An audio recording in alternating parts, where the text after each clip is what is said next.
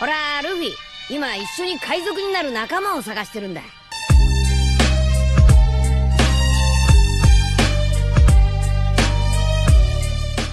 Hello guys, welcome to my channel The Wandering Zoro, your go-to destination for anime-related content.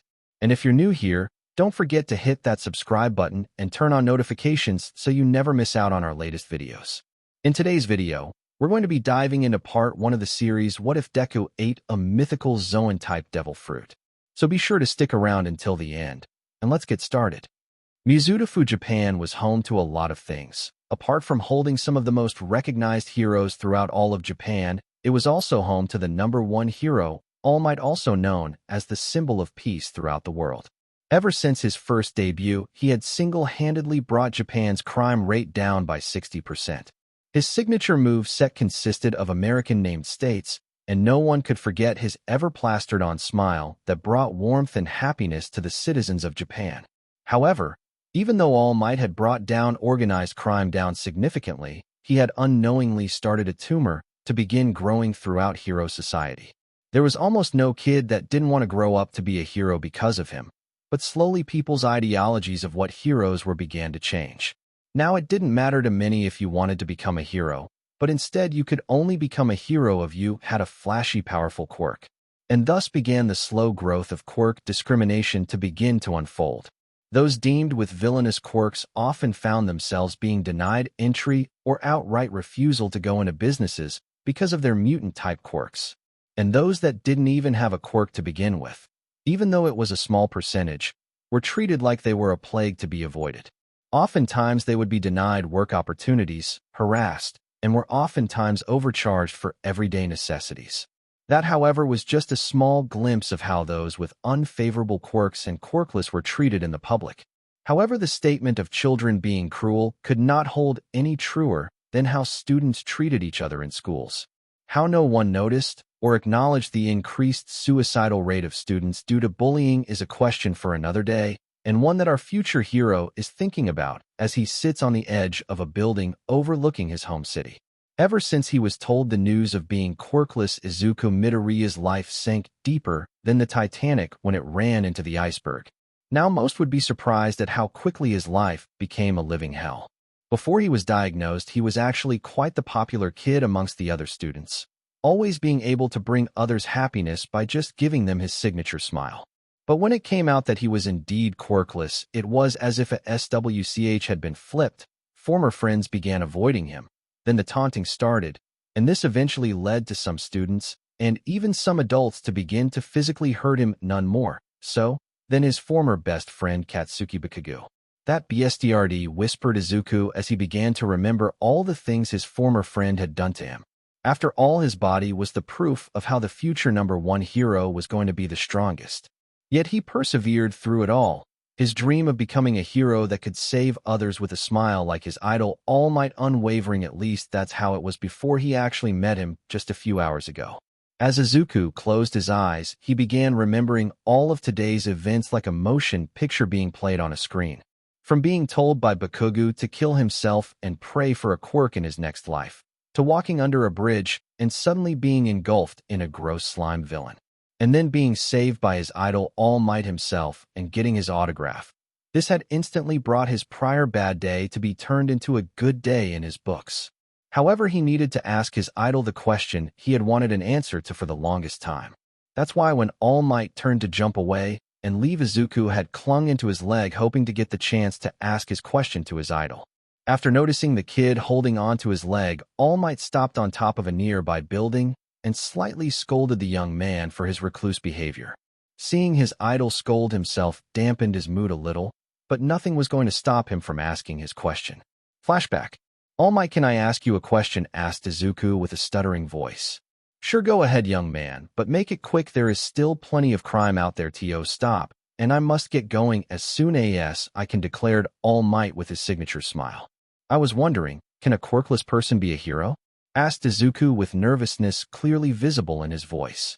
And for the first time that Izuku could remember, he saw something most would consider impossible. All Might dropped his smile. I am sorry, young man, but those without a quirk would only be a liability for true heroes in this field. It's okay to dream. but try and make them more realistic, said All Might. Oh, said Izuku as tears began to fall from his eyes.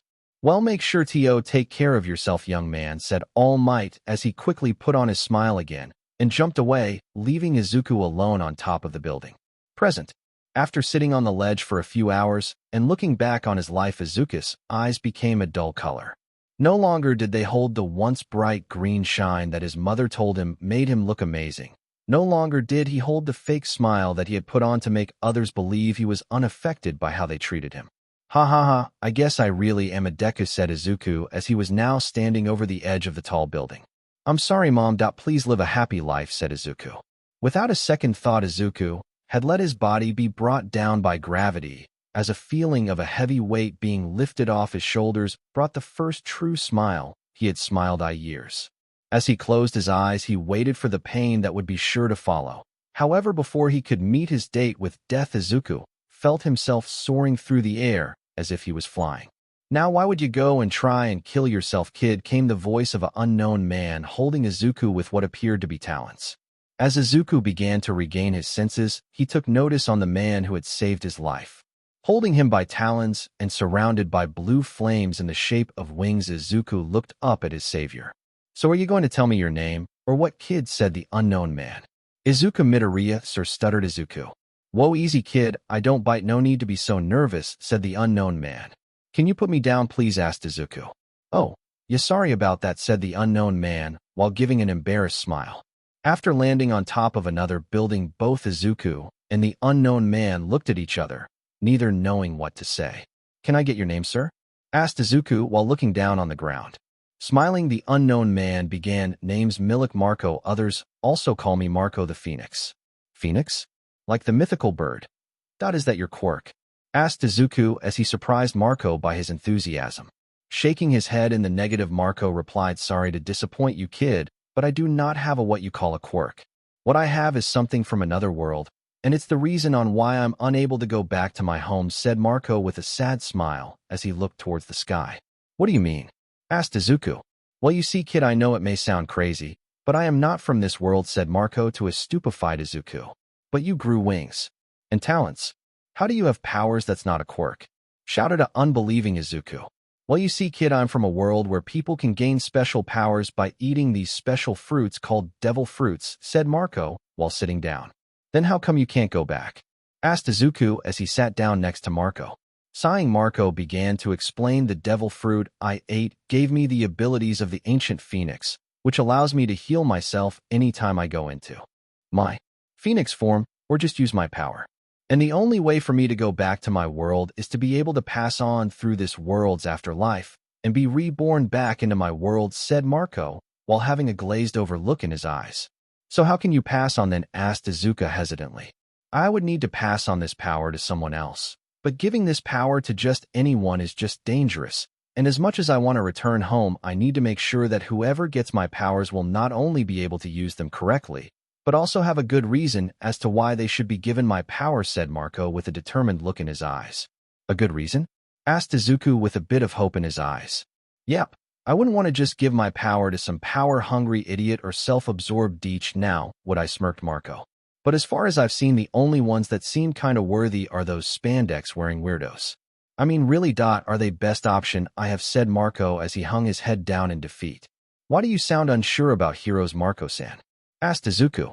Narrowing his eyes, Marco continued, it's because I've seen some of those weirdos put some civilians into dangerous positions just to act like they saved them from danger seconds later.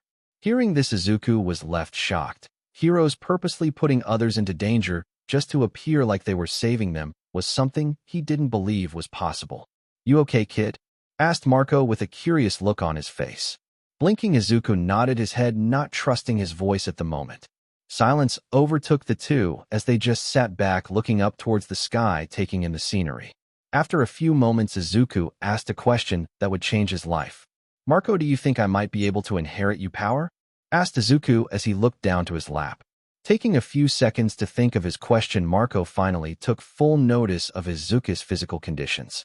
Little to no muscle, clear signs of being antisocial, extremely timid/shy, might be prone to put himself into danger without thinking things through, and lack of any visible signs of training, were just some of the thoughts that raced inside Marco's mind until he spoke. Don't get me wrong, you seem like a good kid, but you literally just tried to end your life by jumping off a building a few minutes ago, and I don't really want my successor to end his life due to a lack of willpower and backbone, stated Marco, as he looked Izuku in his eyes. I see, said Izuku in a sad, reserved tone. Why do you want my power, kid? And before you speak, take a deep breath and calm yourself. It's getting a little hard and annoying trying to understand what you're saying with that stuttering of yours, said Marco, as he continued looking at Izuku. Taking a few deep breaths and calming his nerves, Izuku answered the man. I want to save others and make them feel safe. Now Izuku expected some kind of a response, whether it be positive or negative, he didn't know, but based on his experience, the latter was most likely to happen. However, Izuku never expected to be hit over the head hard enough to form a comically large bruise on top of his head. Now, it's not good to lie to me, kid. I can see it in your eyes that as much as you say you want to help others, there's something much deeper you want. What is it, said Marco, as he looked Izuku down with his serious stare. I don't. Before Izuku could continue, Marco had once again interrupted Izuku by pulling him his shirt until they were face to face. You can't lie to me, Izuku. People always say that a person's eyes are the gateway to their souls, and looking into yours shows me that you want more than just play hero, said Marco, while Izuku tried to avert looking at his eyes.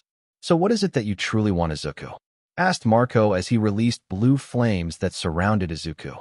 However, instead of feeling like he was on fire, Izuku instead felt warm and protected inside the flames, and before he could think of what to say, his mouth responded. I don't want to be alone anymore. I want to have people with me that I can call family. I want friends.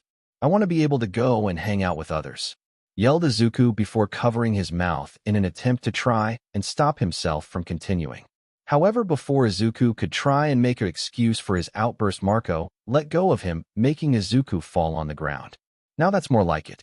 It's a good dream to have, Izuku, no reason to feel ashamed of it.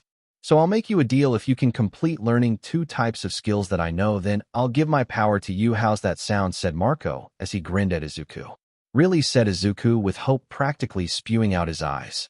Yep, but like I said, you need to learn these 2 skills first, so you think you're up to the challenge. It won't be easy, and if you show any signs of quitting, then I won't give it to you, said Marco, still grinning at Izuku. Quickly standing to his feet, Izuku's face showed nothing less than pure determination. Yes, I'll do it. Nodding his head, Marco continued, good, now you're sounding like a real man. By the way, how old are you? Asked Marco as he now realized that this guy really could just be a random kid. Scratching the back of his head, Izuku gave Marco a sheepish smile when he answered, I'm actually 18, Marco-san. But yeah, a lot of people think I'm younger because of my height, said Izuku. Why do you ask?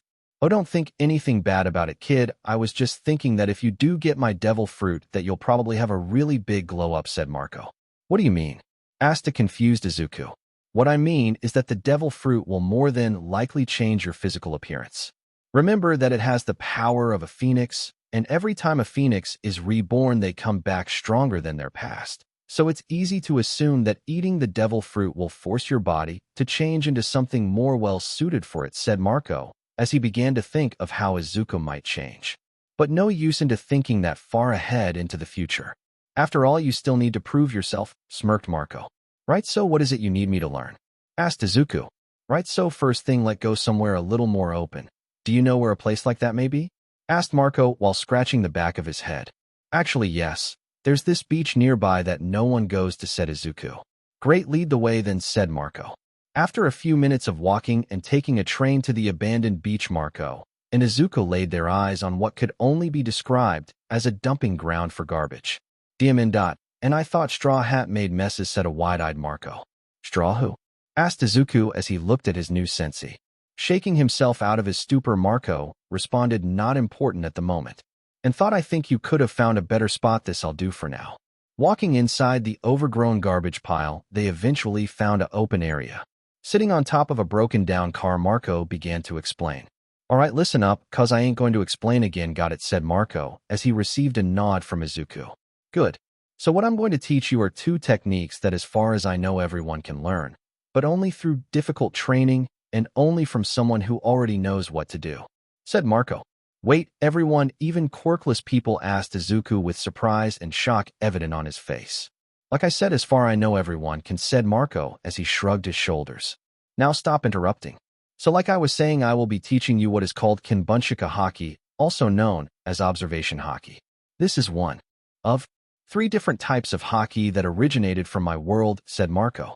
Now observation Haki is a form of Haki that grants the user a sixth sense that allows them to sense the presence, strength, and emotions of others, as well as gain limited precognitive abilities. The stronger you train it, the easier and more effective your senses will become. However, to be fully effective, you'll need to be able to maintain concentration. Losing even a little could cause it to become unstable and make you lose a battle. But if you can train it to an intermediate level, then it'll become almost as a danger sense, letting you become aware of oncoming danger, explained Marco. Whoa, so what's the other skill that you want me to learn? Marco-san said Izuku as he took all this information in. The second one you need to learn is a lot harder, but extremely valuable. It's called Busashoka Haki, also called armament Haki.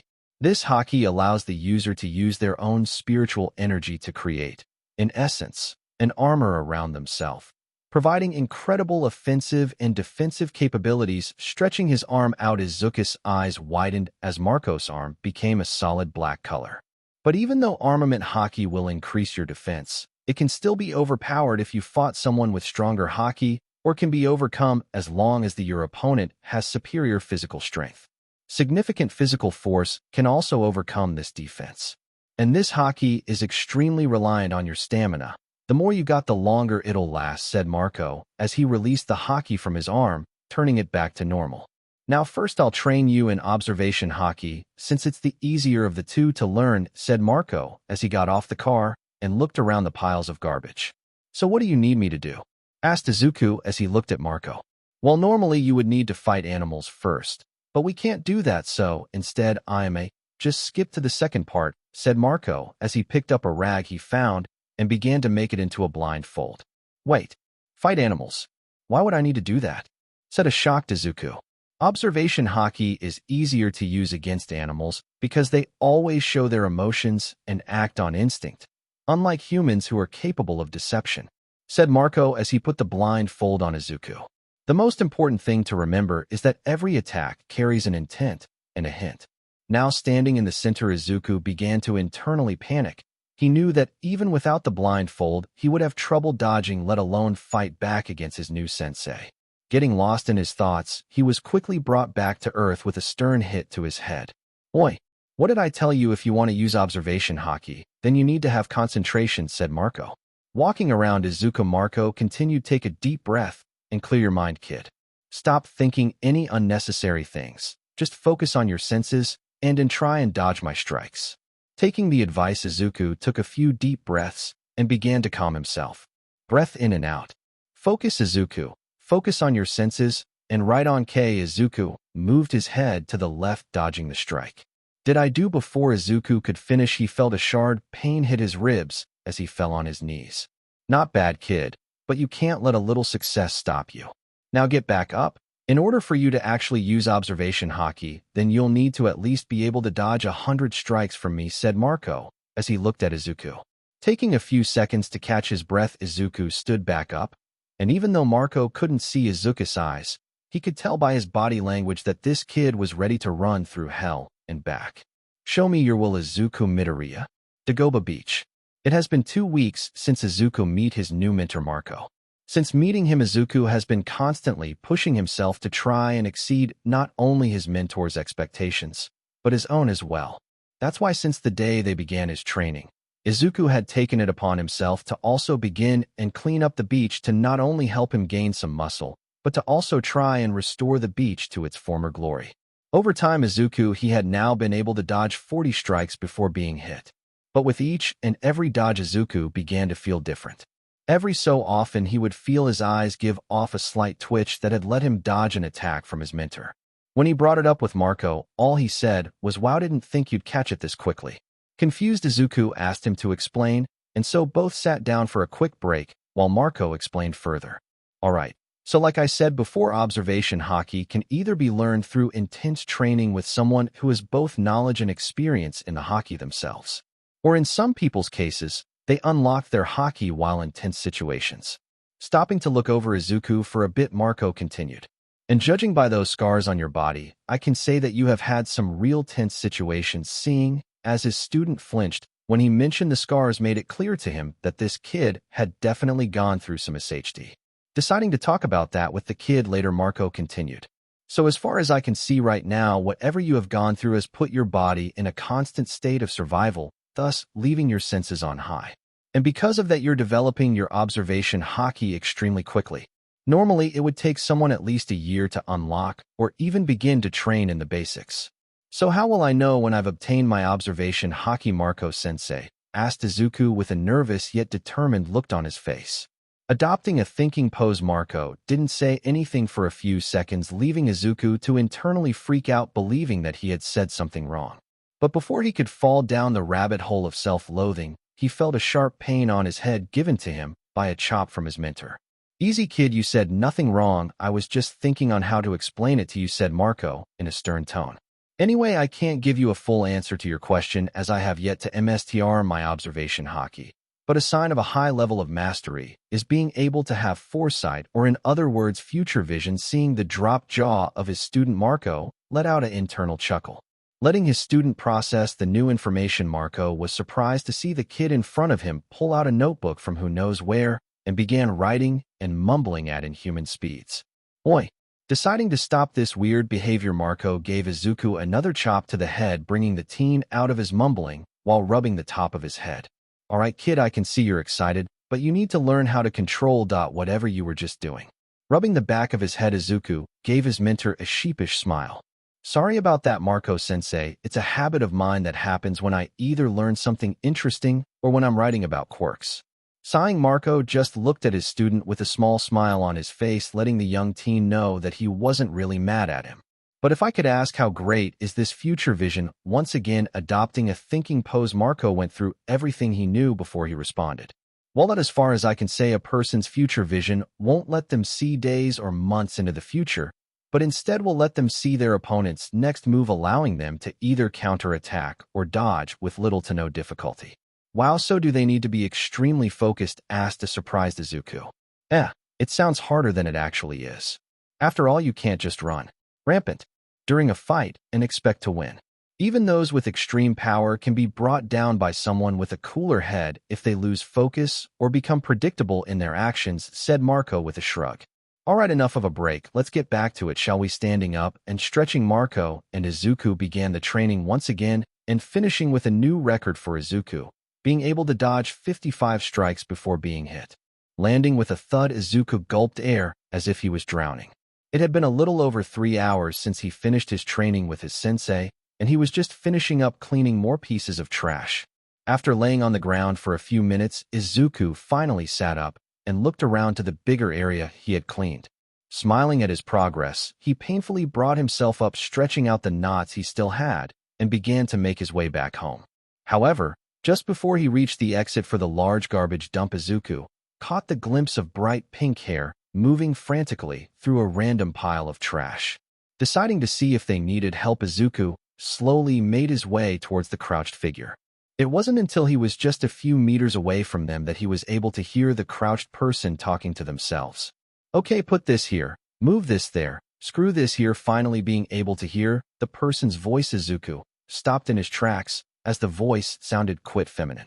Having never had any positive experience with girls, he was left nervous on what to do next. If he asked her if she needed help, then she might take it the wrong way and call him a pervert, which was something he didn't need people calling him. After all, he already had that disgusting nickname. Yes, I finally did it. Being brought out of his thought by the sudden yelling, Izuku looked towards the person he was just wondering about approaching and was left speechless at what in front of him. In front of him stood a rather attractive girl, and even with all the grease and dirt on her body and clothes didn't deter the blush that appeared on his face. Seeing that she wasn't alone, the unknown girl proceeded to look at Izuku with a curious look and began to talk to the new person in front of her. What up, you need something? Taken by the surprise question, Izuku stumbled on his response, leaving the girl to continue to stare at the boy with a confused expression. Sorry, I didn't know someone else was her, said Izuku, cursing himself for stuttering so much. It's cool, I didn't know other people came here, you know, it being a garbage pile, and all, said the girl. Anyway, I've got babies to test, so if you don't mind, go away, said the girl in a blunt manner that didn't come off as rude, but more as a matter of fact. Deciding that he wasn't needed, Izuku began to turn around to walk away. And just as he was about to start leaving, the strangest thing happened. To the outside world, all that happened was that his eyes glowed a little red, but to Izuku something completely different happened. As if frozen in time, watching a movie on a large screen, Izuku watched as what appeared to be him walk away from the girl, and just a few seconds later the thing the girl held in her hand exploded, shaking the large pile of metal behind her and causing a large pieces of ruble to fall towards her. Snapping out of whatever that was, Izuku turned around to see the girl's gadget begin to release sparks. Thinking fast, he rushed towards the girl, just as her gadget exploded, shaking the metal pile behind her. Eyes glowing slightly red, Izuku began moving his body, dodging an old TV by moving to the left, ducking under a fridge that just barely missed hitting the top of his head, missing what appeared to be part of a broken motorcycle by leaping to the right. Over and over again, Izuku's eyes glowed, and with each glow, he moved his body to dodge anything coming his way as he moved towards the pink-haired girl. After what felt like minutes, Izuku was able to make it to the girl who had tripped trying to also dodge ruble from hitting her and became ensnared in large metal wires. Quickly removing the wires from her, he pulled the surprised girl to her feet and was about to leap away from the still falling debris, but then his eyes glowed red one more time, and embracing the girl forced her to turn around. Shocked at being suddenly held so close, the girl was about to question the boy. It wasn't until she heard a squelch and grunt that she realized that the guy she had told to leave had become impaled by a metal pole in his right shoulder. "Are you okay?" he asked, slightly shaking. Seeing as BLD began dripping from his shoulder, the girl was unable to say anything as she was in a state of shock. Before she could even ask if he was okay or begin to worry about him, she heard another person's voice from above both of them. "Era, I come back, and what do I find? My student with a metal pole in his shoulder." Sighing to himself, the man walked towards the two of them with a whimy look plastered on his face. Sir, can you help him?" stuttered the girl who had snapped out of her shock. Yeah, I got it, don't worry, Missy, he'll be okay," said the unknown man in a casual tone of voice. Seeing the man stop in front of the unknown boy left her wondering why he wasn't doing anything, until she heard him begin to laugh. "Ha ha ha. I knew you had something in you, kid." But confused by his words, the girl looked back over to the boy that had taken the piece of metal to his shoulder for her and grew wide-eyed by what she saw. Seeing that the shirt the boy was wearing had been burned by the explosion, her baby maid left her able to see some of the boy's upper body. And while noting that he had quite a bit of muscle on him, she saw what the man had been talking about. Around the area where the metal pole had impaled the boy was a dark purplish skin that appeared to have stopped his bleeding.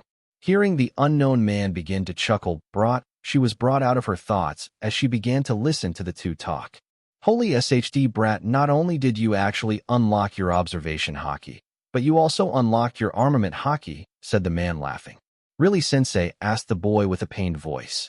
"Yep, now hold still." Grabbing the metal pole, the tall man pulled, and in on swift motion was able to take the pole out of the boy's shoulder. Just as she was about to freak out and scream that they needed to call an ambulance, the unknown man suddenly had blue fire all over his body. Stretching out his arm, blue fire soon surrounded the boy as well, and she witnessed the hole in his shoulder begin to close. After a few more seconds, the hole was completely gone. All that was left was the purplish skin that had been around where the boy had been impaled. "Thank you, sensei," said the boy with a relieved tone. "No problem, brat. After all, I can't let my successor be stopped by just a metal pole, am I right?" Becoming wide-eyed, the boy began to have tears fall from his eyes as he looked over to what she now knew was his mentor. "Really?" he asked in a quiet voice. Giving a large smile, the tall man ruffled the kid's hair before he spoke. "Of course, kid. I was already thinking on passing it on to you. But here you go, and not only reach my expectations, but surpass them. I knew you'd be able to eventually unlock your Haki, but even I'm surprised you did it so quickly." Being confused and still feeling guilty for being the cause of having the boy get injured because of her, the girl made herself known. I'm sorry to interrupt, but I want to apologize for getting him injured." Looking over to the girl, both student and mentor took a second to digest her words, and both gave sheepish smiles as they had forgotten that she had been standing there looking and listening to the two of them. "Oh, sorry, we forgot you were there, miss." Seeing this as the sign to introduce herself, the girl took a dramatic pose. "I'm Mei Hatsume, CEO of Hatsume Industry, but you can just call me Mei." As she finished, she looked over the two guys to see their reactions. While the tall man had a comical sweat drop on his head, it was the other one that caught her attention. As she lay her eyes on the green-haired boy, she saw that he had stars in his eyes at her introduction and inwardly praised herself for such an amazing introduction. "Whoa, so you're really a CEO of your own company?" asked the green-haired boy. Slightly faltering, Mei scratched the back of her head. Well, not officially, yet I still need to actually become established," she said. "But nothing's going to stop me," she finished while puppying her fist in the air. "Okay, so Mei-san, you can just call me Marco. And this brat here is my student," motioning for Izuku. To continue, the green-haired boy took a few deep breaths. "I'm Izuku Midoriya. It's nice to meet you, Mei-san. And don't worry about apologizing, I'm just glad you're okay," said Izuku with a warm smile on his face. Seeing his introductions were done, Mei decided to ask them about what had just happened. "So, Pineapple Head, can you tell me what that purple thing on short stakes was?" Confused and slightly twitching by the nicknames she had given them, both Marco and Izuku pondered the idea if they should tell her what Haki was. Deciding to hell with it, Marco responded first. "Well, you see, Gumhair, the thing Izuku did is something called Haki," and before Marco could continue, he was interrupted by her question. "What's that? Is that his quirk?" asked Mei with sparkling eyes. Deciding it wasn't his decision to tell the girl, Marco gave Izuku a look that said it was his call. After a few seconds, Izuku decided that it didn't matter if she knew the truth. "I'm sorry, Mei-san, but I'm quirkless." After that, a silence took over the three. As Marco watched to see the reaction this girl would have toward his student, Izuku readied himself for the insults he knew were about to come. However, he was left shocked by her next words. "Whoa, you saved me without a quirk, that's so cool," she said with eyes sparkling even brighter than before, and it certainly didn't help that she was now incredibly close to his face. Seeing as his student was unable to respond to such a statement, Marco decided to throw his student a bone. "So what brings you here to this dump, Gumhair?" Turning towards the tall man, Mei developed a thinking pose before shrugging her shoulders. "Well, as you can see, there's a lot of material here for anyone to grab, so I come by every so often so I can build more babies." "Babies?" both Marco and Izuku said. Seeing the confused looks on their faces, Mei showed a shaky smile. "Sorry, I mean my inventions." Seeing a nod from the tall man, she turned her gaze toward the green-haired boy again and was once again left surprised by the look of wonder in his eyes. "Whoa, so you make inventions? Are you planning to make support items for heroes?" Taken by surprise by his spot-on deduction, Mei gave the green-haired boy a nod. "That's so cool. I bet you'll be able to do so many things like specialized equipment, or maybe even capturing gear, or..." As he continued to ramble, Mei was left shocked that he didn't find her future goals weird. After all, most people nowadays wanted to be heroes, not support inventors, and she had been told by so many peers that her goals were stupid. Yet here stood someone who wasn't making fun of her dreams, but was actively spouting ideas that she hadn't thought of.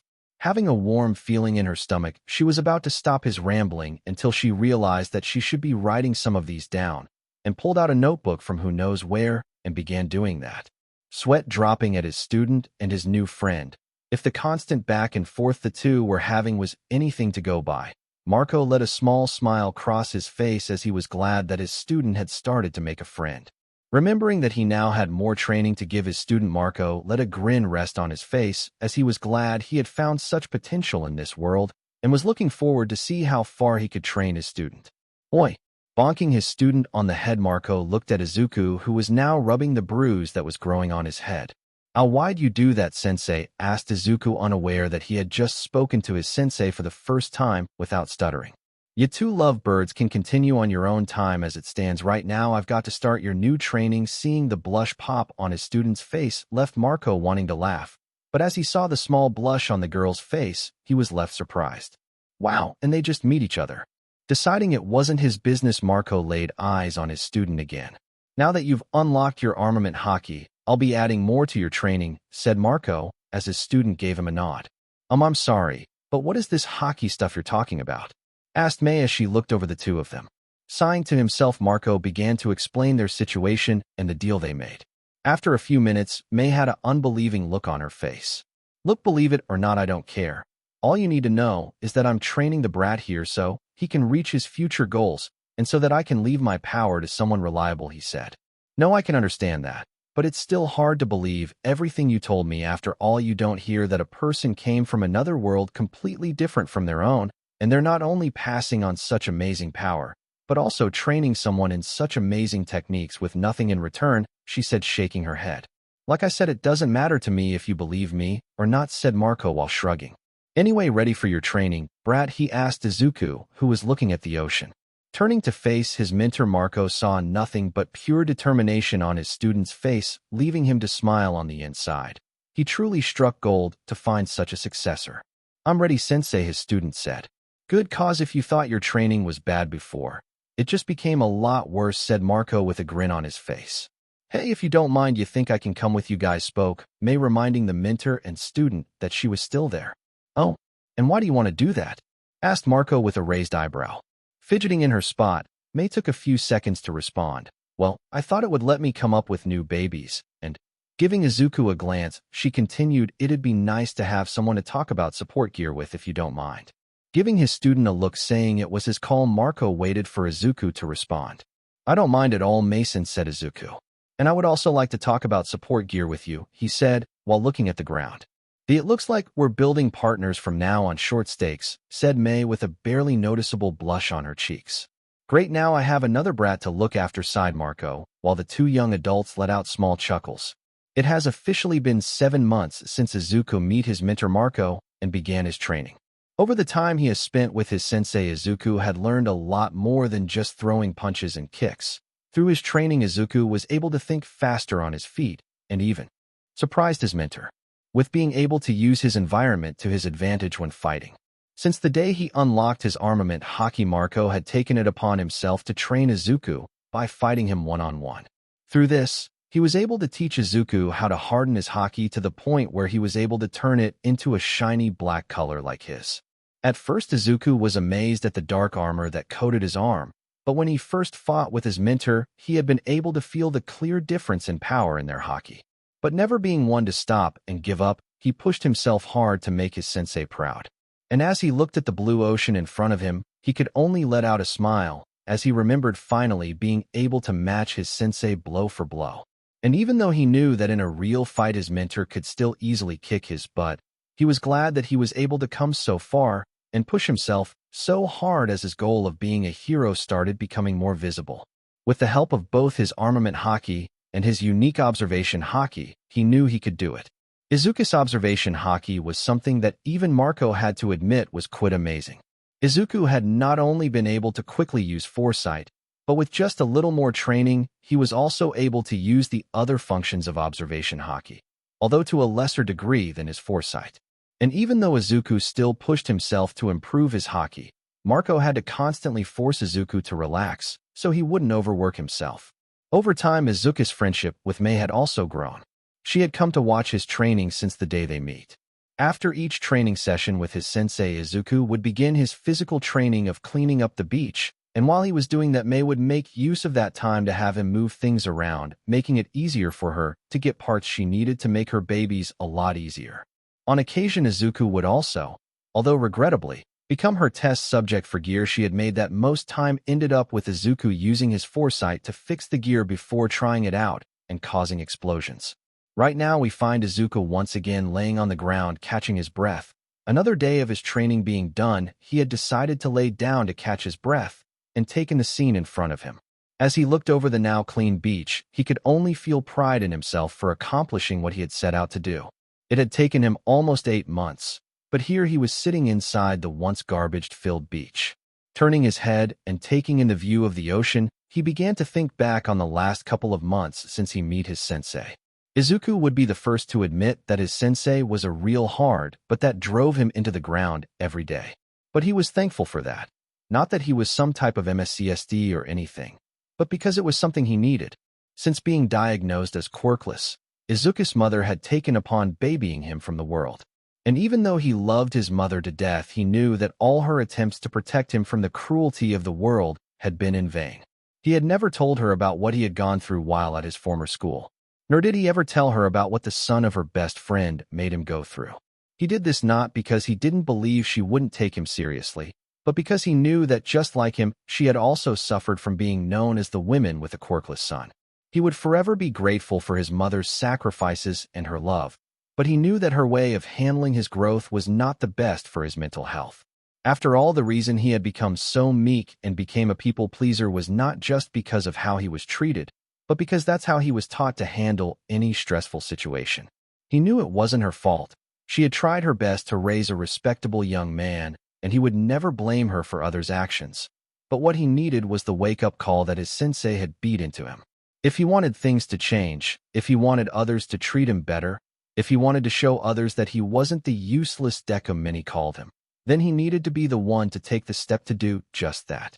And if there were still people that hated him for something he could not control, then screw them. He had nothing to prove to them. All he needed was to live for himself and those he cared for. Feeling the breeze hit his face, he also began to think about his former friend.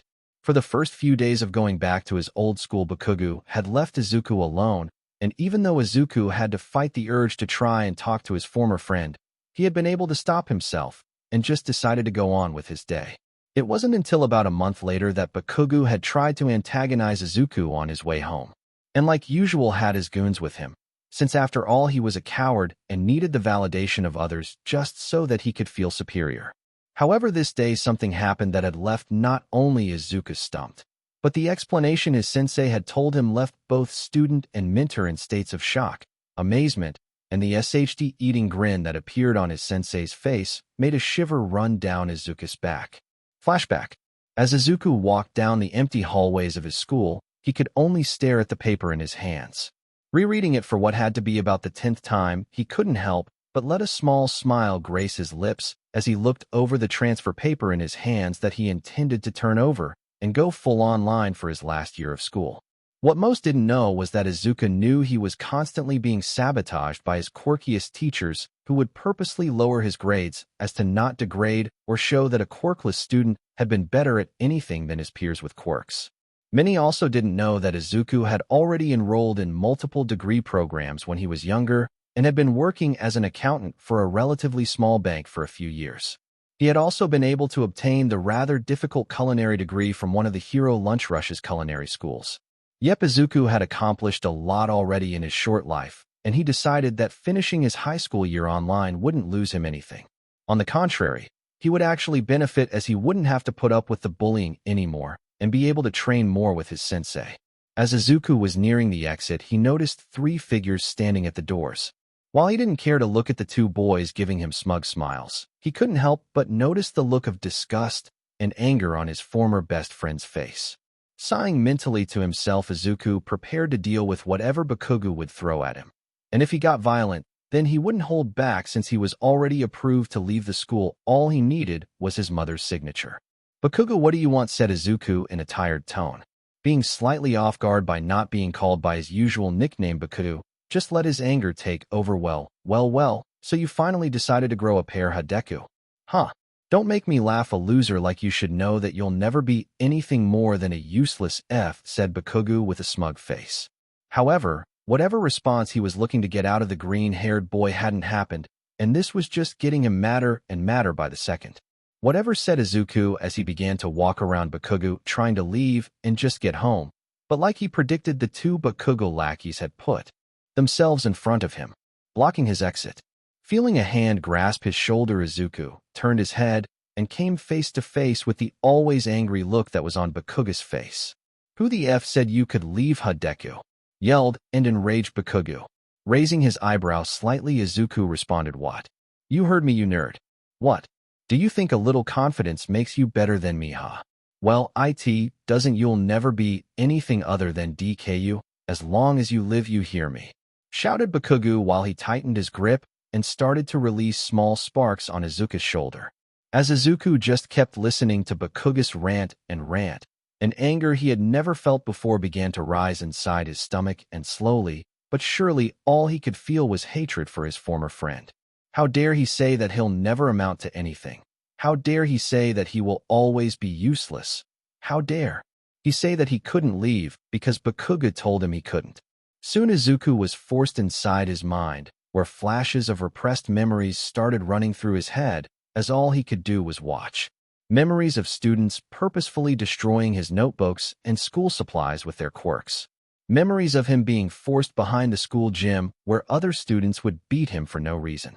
Memories of Bakugo constantly using his quirk to hurt him to the point of leaving scars all over his body. And with each and every memory that he watched and relived, the more his anger increased.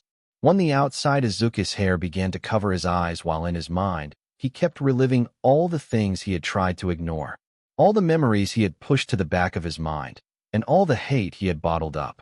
And ever so slowly a noticeable pulse began to be released from his body.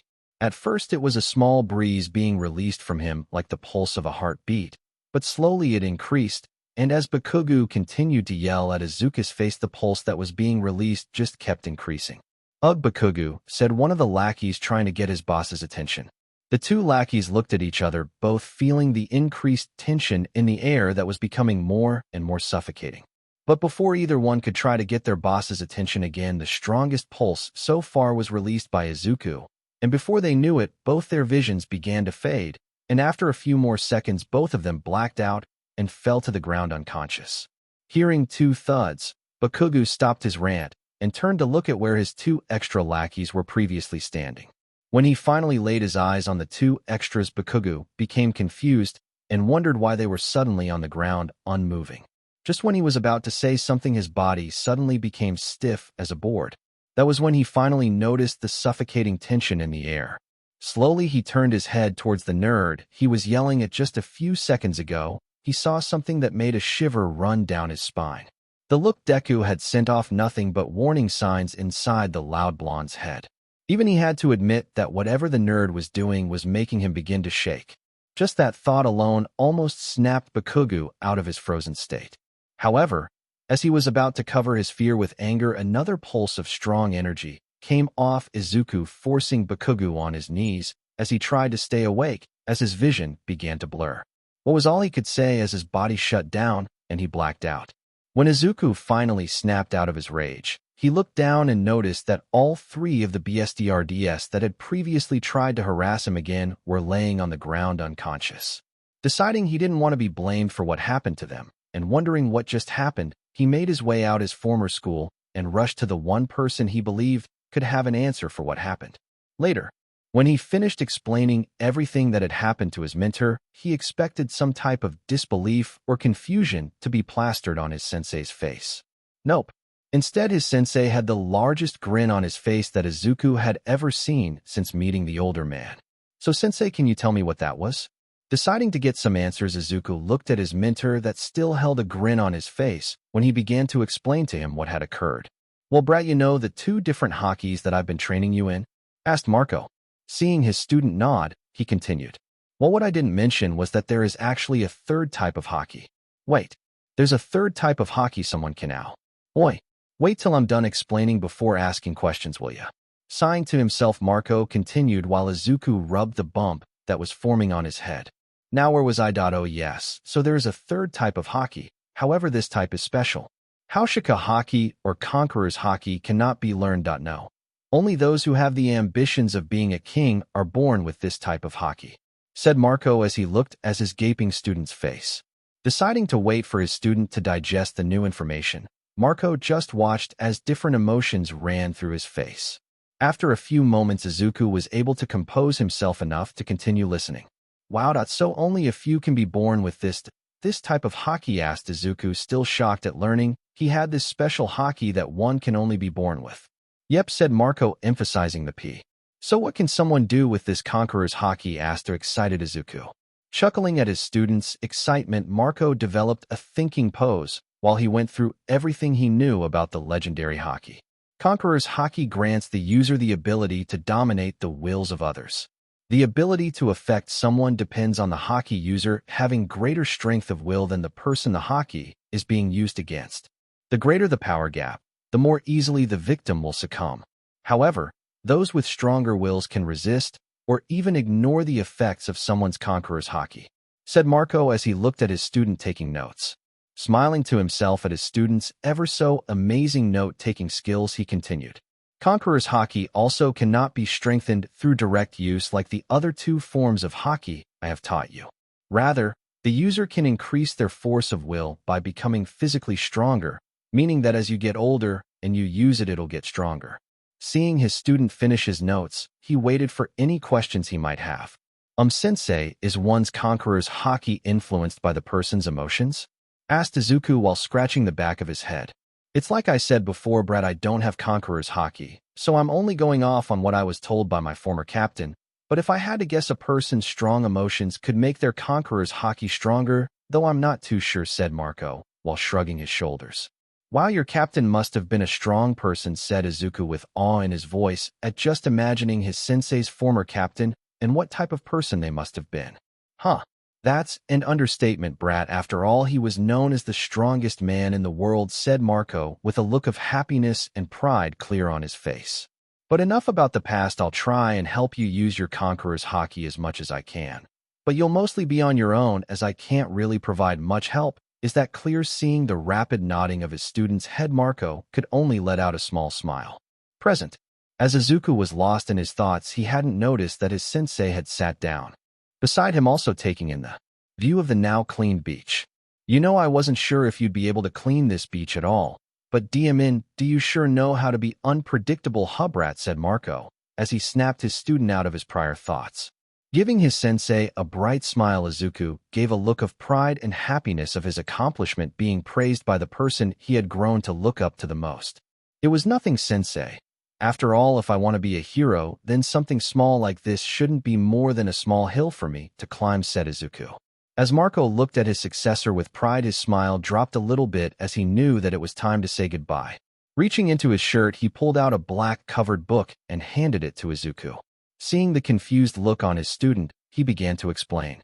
Izuku, when I pass you my power, I will only have a minute at most before I disappear, and because of that I won't be able to train you in how to use my power. Seeing the now sad smile on his student's face, Marco had to admit that he had grown quite close to the kid over the last few months. I see, sensei, said Izuku, looking down at the black book that he was now holding. Smacking him on the back in a playful manner, Marco decided to continue. Oh, don't get sad on me now, brat. I may not be able to stay and witness your accomplishments, but that's not a reason for you to lose motivation. Instead, remember that even if I disappear from this world, I'll always be with you. Got it, said Marco. Thinking over the words his mentor had said, Izuku let out small tears fall from his eyes. Not tears of sadness, but instead of happiness of the truth of his sensei's words. Even if he would no longer be in this world, he would still be with him in his teachings. Wiping away the tears from his eyes, Izuku looked at his sensei with more motivation to live up to his expectations and make him proud. Thank you, sensei. I needed to hear that. So what's in this book? Asked Izuku as he opened the book and saw notes about different techniques and how to use them. He also saw a flash drive in the center of the front page. It's like I was saying before, brat, I will only have a minute at most before I disappear. So I made this notebook of all the techniques you will be able to do when you receive my powers. The flash drive has videos of me performing them, so you'll have a visual example on how the attacks and moves should look like, said Marco as he stood up. Well, that looks like it's time. You ready? Said Marco as he turned and helped Izuku stand on his feet. Yeah, I'm ready, said Izuku. Good, now hold out your hand. Listening to his sensei's instructions, Izuku did just that. Just then, Marco's hand began to emit a blue flame that began to spin faster and faster, with each second becoming more dense. Looking on in amazement, Izuku began to see something form on his palm. After his sensei's flames stopped spinning, a weird-shaped fruit was all that remained on Izuku's hand. Sensei, is this? Izuku tried to say, but was too shocked to utter any more words. Yep, that right there is the devil fruit, known as the Tori Tori no Mi model. Phoenix, said Marco, who began to feel his body slowly disappearing.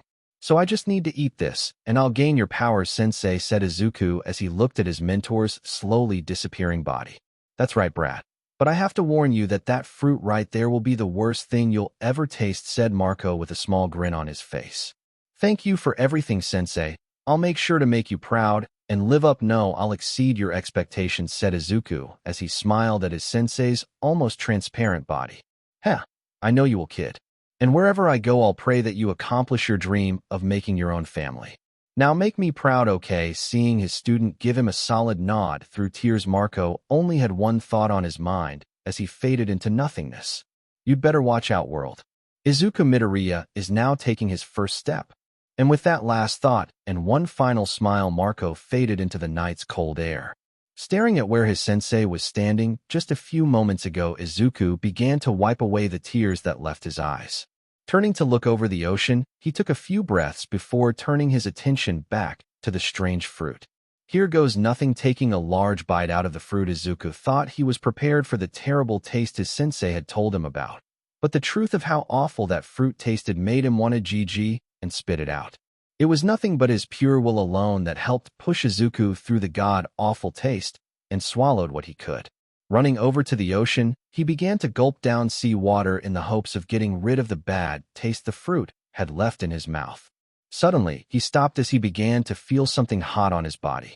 Looking down, he saw that he was covered in green flames and began to panic. However, before he could attempt to put out the flames, his whole body became engulfed in a green fire that started forming a dome. Inside the dome, Izuku couldn't see anything past the green flames. The heat that was touching his body began to feel more and more unbearable, even to someone like him who had a high tolerance for pain. Closing his eyes, he waited for the pain to get worse. But just as the pain and green flames had appeared, they quickly disappeared, and he found himself feeling the cold breeze by the ocean where he was standing before. Snapping out of his shock, Izuku felt himself to see if he had received any damage from the green flames, even if he didn't feel any pain from his body. It was then that he finally noticed the change he had undergone. As he looked down, he noticed that his feet appeared a lot further away than he remembered. He also noticed that the shirt he was wearing was completely ripped and shredded. He was glad that the shorts he was wearing were still intact, just slightly tied around his waist. Moving to the ocean to look at his reflection, Izuku almost fell backwards at what he saw. He was looking at his face that looked older than before, and he finally also noticed that he was now way taller than he was before. "Whoa, I look so different," said Izuku with surprise in his voice. Feeling the cold breeze hit his body, Izuku shook out of his surprised state and decided that he needed to get some new clothes. Looking down to his phone, he saw the time and decided he had just enough to go get some new clothes so he wouldn't be walking home shirtless. Turning to head to the closest store he could find, he left the beach with determination and happiness filling his whole body. Now he just had 2 months to prepare himself for Udate's hero exam, and he was going to use it to keep practicing his skills and the new abilities that had been passed down to him. Nothing was going to stop him. As Izuku made his way through the local mall, he couldn't help but try and fail to fight the blush that was on his face. The reason for this was quite simple. I mean, it's pretty hard not to stare at a 6 feet 8 inches muscular man that didn't have a shirt on. And the looks that he was receiving from some of the ladies he passed definitely told him that they definitely liked what they saw. Lucky for Izuku, he was able to arrive at the store he was looking for quickly, and he was able to buy some new shirts, shoes, and briefs. Although as he left the store, he had to fight down another blush as he was secretly passed the cashier's phone number. The only positive female interactions that he ever experienced was with either his mother and his friend Mei, and the latter was still his newest experience. So all this new attention from the female population was leaving him slightly uneasy as it was all new to him. Shaking off those thoughts, he decided to walk around for a bit before heading back home. After all, he still needed to explain his new changes to his mother.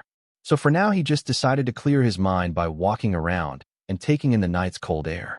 After a while of walking, Izuku found himself at an intersection waiting for the light to turn green. As he waited, he noticed that he wasn't alone. Just a few feet ahead of him, he saw a young lady that appeared to be his age and had a blank look on her face as she also waited for the light to change color. As he glanced at her, his eyes suddenly flashed red, and he soon found himself once again looking at his foresight from a third-person's perspective. In his world, Izuku saw how the light turned green, and soon the girl he was looking at began to make her way across. However, he soon noticed a speeding car that was being tailed by officers heading towards her. He saw as the car didn't attempt to slow down, and before the girl was hit, he was snapped back into the real world. To his horror, as he came back to the regular world, he noticed that the light had turned green and the girl had begun to make her way across. Before he could get the girl's attention, he looked at the road and noticed the speeding car already heading towards their direction, picking up speed as it was quickly approaching. Deciding to act, Izuku threw his bags on the ground and launched himself towards the girl who had stopped in fear as she noticed the speeding vehicle. As her eyes widened while she looked at the approaching car, she was unprepared for someone to slam into her, and within a split second both of them had barely missed being hit. She soon found herself rolling on the ground and ending on top of something soft as both skidded to a stop.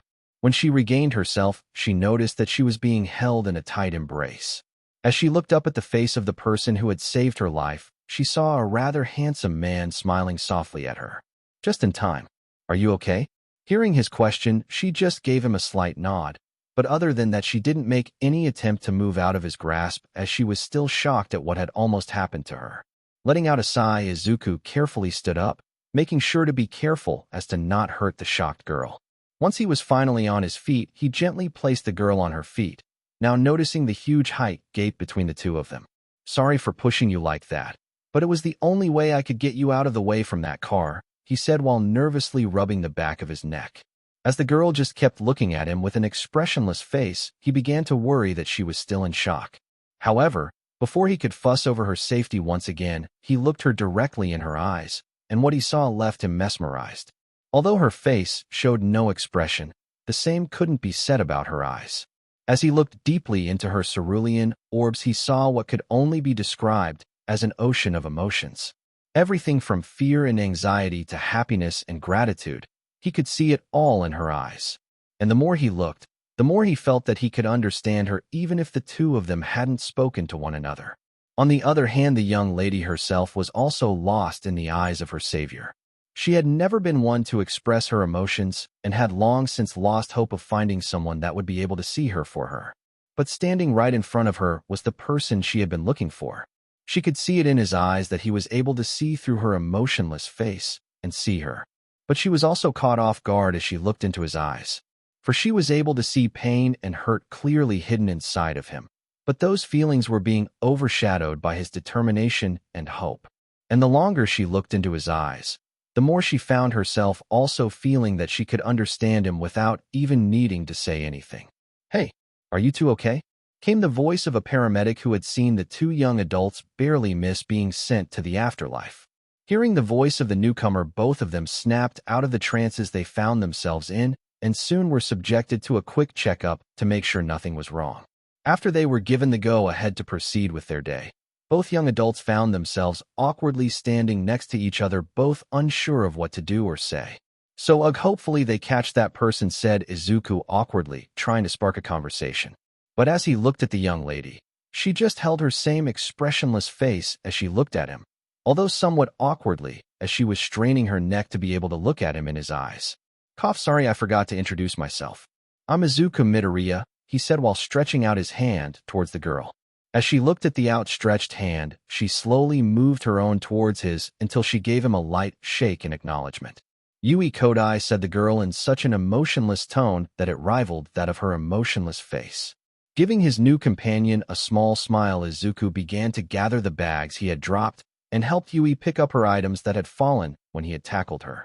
"It was nice meeting you, Kodai-san, and I hope you have a safe evening," said Izuku as he began making his way back home. But as he walked, he noticed that Yui hadn't moved from her spot, and when he turned around, he saw that she was indeed standing in the same spot, just kept looking at him. "Is something wrong, Kodai-san?" he asked, trying to see why the cute girl hadn't moved. However, she didn't answer him, so in an attempt to see what was wrong, Izuku walked back to where she was and was soon once again standing in front of her. Bending his knees, he brought his face to her level and once again looked into the appealing eyes that had captivated him before. After staring for a few seconds, Izuku let a smile come to his face.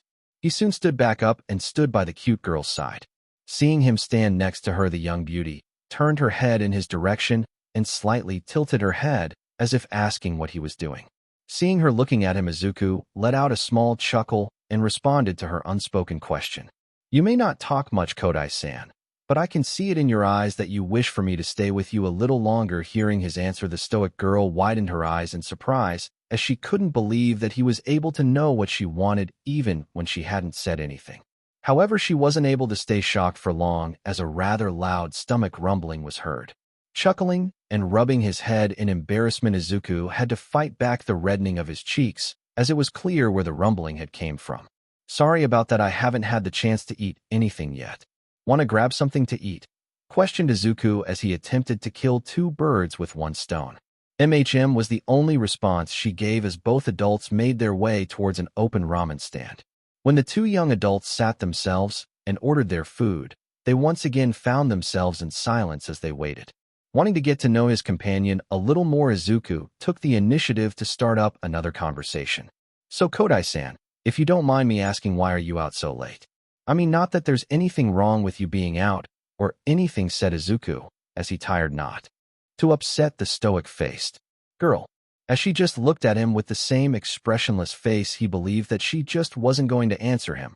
But before he could attempt to do anything else, he heard her voice.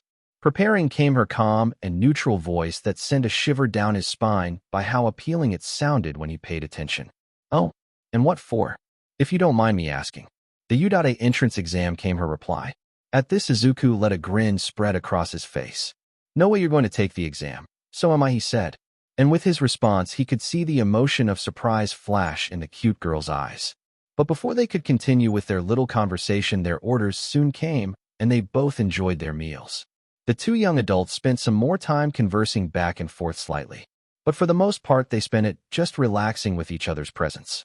Eventually, they both finished and decided that it would be best to start heading back to their respective homes, as it was getting late into the night. When Yui had attempted to pay for her meal, she was surprised that Izuku had paid for both hers and his meals, his reasoning being nothing more than he wanted to. When they began making their way towards their homes, Izuku had offered to walk her home to make her feel safer, as it was already pretty late, which she accepted as it was what she wanted, as she was still a little shaken from what had happened. And after walking for a while, they eventually arrived outside of Yui's house. "Well, looks like we're here. It was nice meeting you, Kodai-san. I don't know if we'll meet each other again, but in case we don't, I wish you luck on the U.A exam." However, before Izuku could start making his way towards his home, he was stopped when he felt Yui grab him by his arm. "HM, something wrong?" he asked in confusion. "Do you have a phone?" came the question she asked. For a couple of seconds, Izuku stood there stumped at what she had asked him until his brain started working again and he snapped out of his stupor. "Ugh, yeah, here. Why do you ask?" he said as he pulled out his phone from his pocket. And before he realized it, the cute girl he saved grabbed his phone and typed something. But before he could ask her what she was doing, she turned the phone screen over so he could see that she had added her number to his phone under her first name. Blushing at getting a cute girl's number, Izuku became a stuttering mess. After taking a few more minutes to call himself, Izuku said goodbye to his new friend and made his way back home. Truly, today was a day he would never forget. Not only did he receive the power his mentor had, but he had made a new friend. Looking up at the night sky, Izuku could only smile as he was already beginning to make his dream come true, making friends one at a time. All that was left was for him to practice his new powers with the notes his mentor had left him. He still had a little over 2 months for that, so he knew that he would be ready for the U.A exam, and nobody was going to stop him. However, before he could continue to stay lost in his thoughts, he realized that he had arrived outside the apartment complex where his mother and him lived. Making his way up the stairs, Izuku navigated the small hallway until he reached the door he had known since he was a kid, his new height forcing to have to slouch so he wouldn't hit his head on the ceiling. Taking a deep breath, Izuku steeled his nerves and knocked on the door. Coming came the voice of his mother from inside. And soon he was looking at the confused face of Midoriya. "Hey Mom, sorry I'm late," he said, while rubbing the back of his head in nervousness. "I doubt, Izuku," came the unsure response from his mother as she blinked in confusion. Yeah, I have a bit of explaining to do." And as if a SWCH had clicked, his mother quickly began to examine him all over. She was moving so fast that Izuku was getting whiplash by trying to keep his eyes on her. All the while, she kept asking him questions so fast that anybody else wouldn't have been able to understand what she was saying. But since she was his mother, he knew what she was asking. "Mom, let's go inside and I'll explain what I can, okay?" he said. Nodding at her son, Inko made her way inside, followed by her son, who was now rubbing his head as he had hit the ceiling when he walked inside. Soon both the mother and son were sitting on their couch, and Izuku began his tale. He explained the reason he had been gone for long periods of time was because he had been training with his mentor to see if he would be worthy of him passing down his power to him. He had also explained how today was the day his mentor had passed his power to him, and that what he had was not in fact a quirk, but something else. This new power being the reason as to his new appearance, as it had changed his body to make it more adequate to handle its power. After he was done, his mother sat in silence as she took in everything her son had told her. Soon Izuku had to rush to get his emergency buckets, as his mother began to cry tears of joy that her baby boy now had a power that could keep him safe. It honestly surprised Izuku, as he had expected that she wouldn't be happy with him, but he was happy that she was now more comfortable with his dream of becoming a hero. After spending a few more moments talking with each other, Izuku and his mother eventually settled for the night, one more comfortable than the other, as Izuku had to sleep on a futon as he was now twice the size of his bed. He eventually fell asleep, all the while preparing himself for the training he would be doing to prepare himself for the Udare exam. Sitting in his room, Izuku was looking over the notes that his sensei had left him, and the information and instructions that he was left impressed him greatly. Deciding to look over the first videos to see what Marco had left him, Izuku placed the flash drive into his computer and started with the video titled "Watch This First." Sweat dropping at how he knew his sensei did that on purpose, he clicked start, and the video began with an up-close shot of his sensei. Okay, recording is now starting, and there we go. Izuku was now watching his mentor standing in a clearing at the beach they trained at with garbage still visible, showing that his sensei was preparing to leave his devil fruit with him long before they had finished his training. So you've decided to start your devil fruit training, huh, brat? Well, with the notes and recordings I'm leaving you, you're going to be effective at the very least by the time your exam rolls around. So let's get some of the basics done first. Knowing you'll probably want to get straight into flying around like I can. But before that, you're going to need to get a grasp of your new power. Only a fool would give you a power you've never had before and not explain it to you or train you how to use it. At this, Izuku sheepishly rubbed the back of his head, as it was in fact true that he wanted to begin flying around as soon as he could, since it looked so cool. He also had to agree with his sensei about how only a foolish person wouldn't explain how to use a power they gifted to someone else, however likely that was. First thing you need to understand is just what kind of power you're dealing with. As I've told you before, my devil fruit's name is the Tori Tori no Mi model, Phoenix. This should already tell you that you're dealing with powers of that of a phoenix. So long story short, you're going to be able to use Phoenix Flames, be able to fly around in both a hybrid and full Phoenix mode, and you'll be able to heal wounds on your body and even heal others to an extent. All of these will heavily rely on your stamina, so be careful not to overexert yourself. Izuku nodded at this and was once again glad he had cleaned up the trash at Dagoba Beach, as it had helped him improve his stamina drastically. Now, even though you're going to have these powers, I would still recommend that you fight mostly with your Haki. This is due to the fact that instead of burning, your Phoenix Flames will have immense healing properties. This means that you won't be able to damage your enemies with your fire. Even the moves that I've left for you that rely on your flames to practice are mainly for blunt force damage. The upside being that your Phoenix Flames will grant you enormous resilience, making you able to undergo extreme punishment without so much as feeling pain or being slowed down. To show this, Marco's body became engulfed in blue flames. As long as your flames are around you, physical attack won't affect you. If someone does try to attack you, it'll appear as if their attacks are just passing right through your body.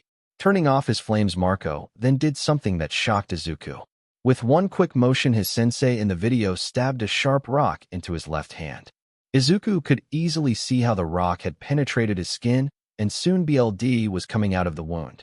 As Izuku began to panic, the voice of his sensei was heard through the recording again, and he snapped out of his little panic attack. Calm down, Brad. I know it looks crazy, but I wouldn't be showing you this if it wasn't important. Even though his sensei had inflicted a wound on himself, he couldn't look any more calmer. This nonchalant attitude made Izuku calm down, as he knew that if his mentor wasn't worried, then that meant he had something to show him. Now, like I said before, Izuku, your flames will be able to heal your wounds, both major and minor. Stuff like this won't affect you that much. Just watch. Instead of having his whole body covered in blue flames like before, his sensei this time had a small fire coming from his uninjured hand and placed it on top of the wound he gave himself. Once the flame made contact with the wound, Izuku was able to witness the wound begin to heal, and in just a couple of seconds it was gone and looked as if it had never been there. Now I did it slowly so you could see the wound be healed. This is how you can use your flames to treat others and heal wounds they have. But just by having your flames on any wounds you have will heal instantly. There is also a move I made that can help you make a temporary healing area by spreading your flames, but for now you're going to have to practice the basics before that. Apart from healing with your flames, you'll be able to form your arms into wings and feet into talons, going into what would be called a hybrid human form.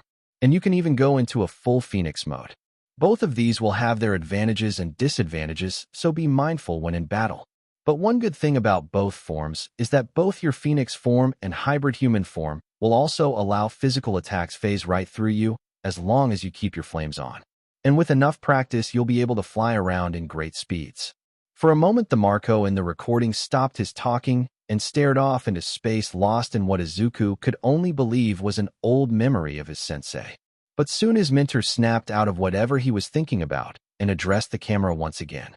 It's important for you to know that this devil fruit, while powerful, shines when it comes to defense and maneuverability.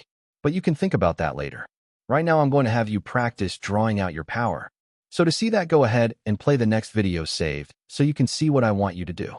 Practice until you feel like you have a comfortable grasp on how to bring your flames out, and then move on to the next lesson.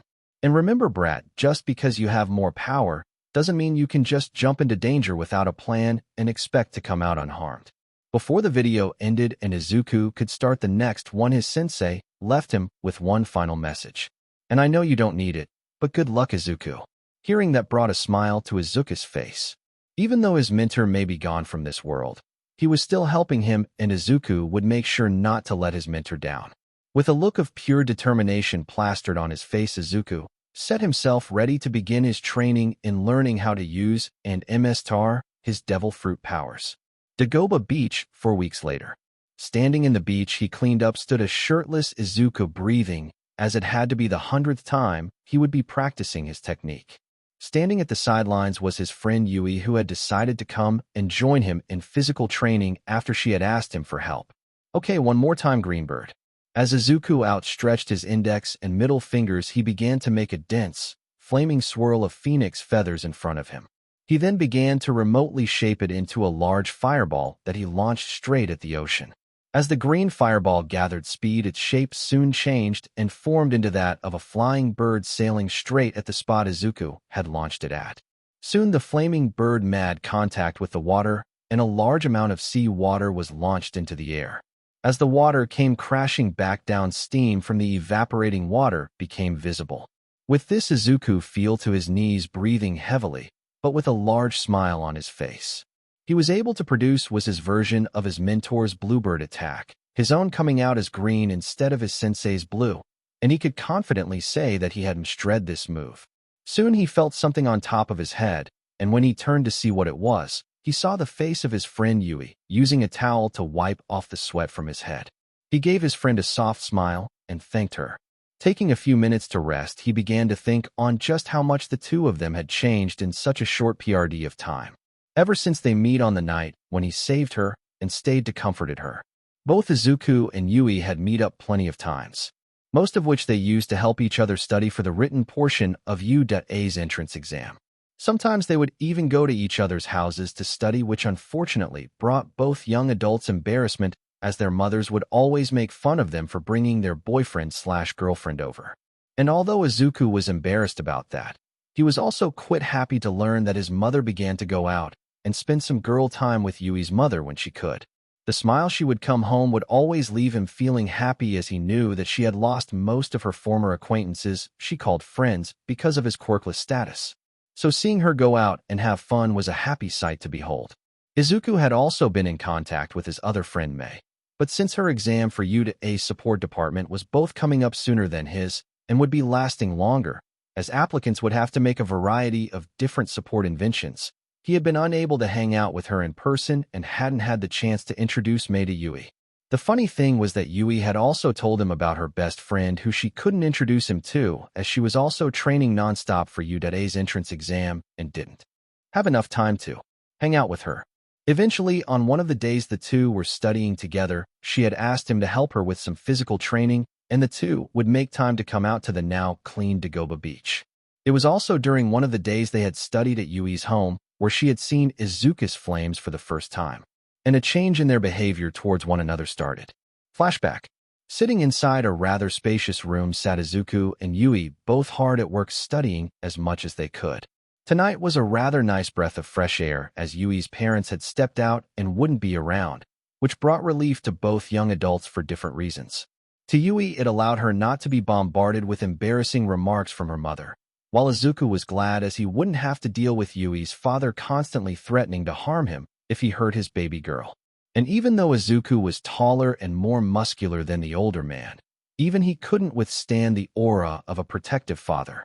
Feeling a buzz coming from his pocket, Izuku took out his phone and saw that his mother had sent him a message. "Mom, hey Izu. It looks like they've closed the roads for the night due to an oncoming snowstorm. Both Mr. and Mrs. Kodai came to visit when the announcement was made and have said it's okay for you to spend the night with Yui. So make sure you two stay safe. Mem. Also, Mr. Kodai says if you do anything to his daughter, he'll castrate you." Well, F was all he could say as he reread the message.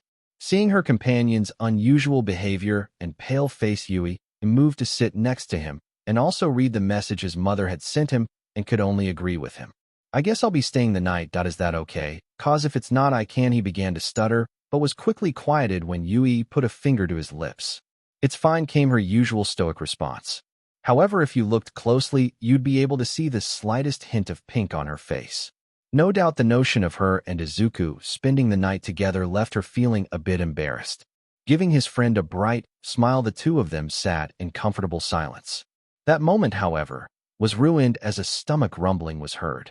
And to his surprise, Izuku was able to see a bit of embarrassment flash on Yui's face before it was quickly replaced with her usual stoic look. "You know I'm a bit of a cook. Would you like me to make something for us to eat?" he asked and smiled when he received a nod from his friend. "I'll help you," is all she said as both young adults made their way towards Yui's kitchen where they gathered what they could to make some food. After some time, Izuku and Yui were able to make a delicious dinner of katsudon. Yui enjoyed the meal so much that before Izuku realized what happened, the leftovers they had made disappeared in a flash, and all that was left was a satisfied Yui, who began to think of ways of being able to eat Izuku's cooking again. Soon both of them were helping each other clean up in comfortable silence, working to clean the dishes in unison to make the process faster.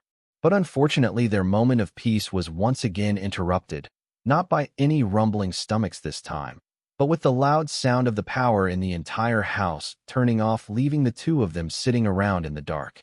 "That's not good," was all Izuku said before he released a small green flame from the palm of his hand. Looking around the now lightly lit room, Izuku quickly located Yui, who had appeared closer to him the moment he manifested his flames. Startled by not expecting her to be so close to him, Izuku almost missed what she said.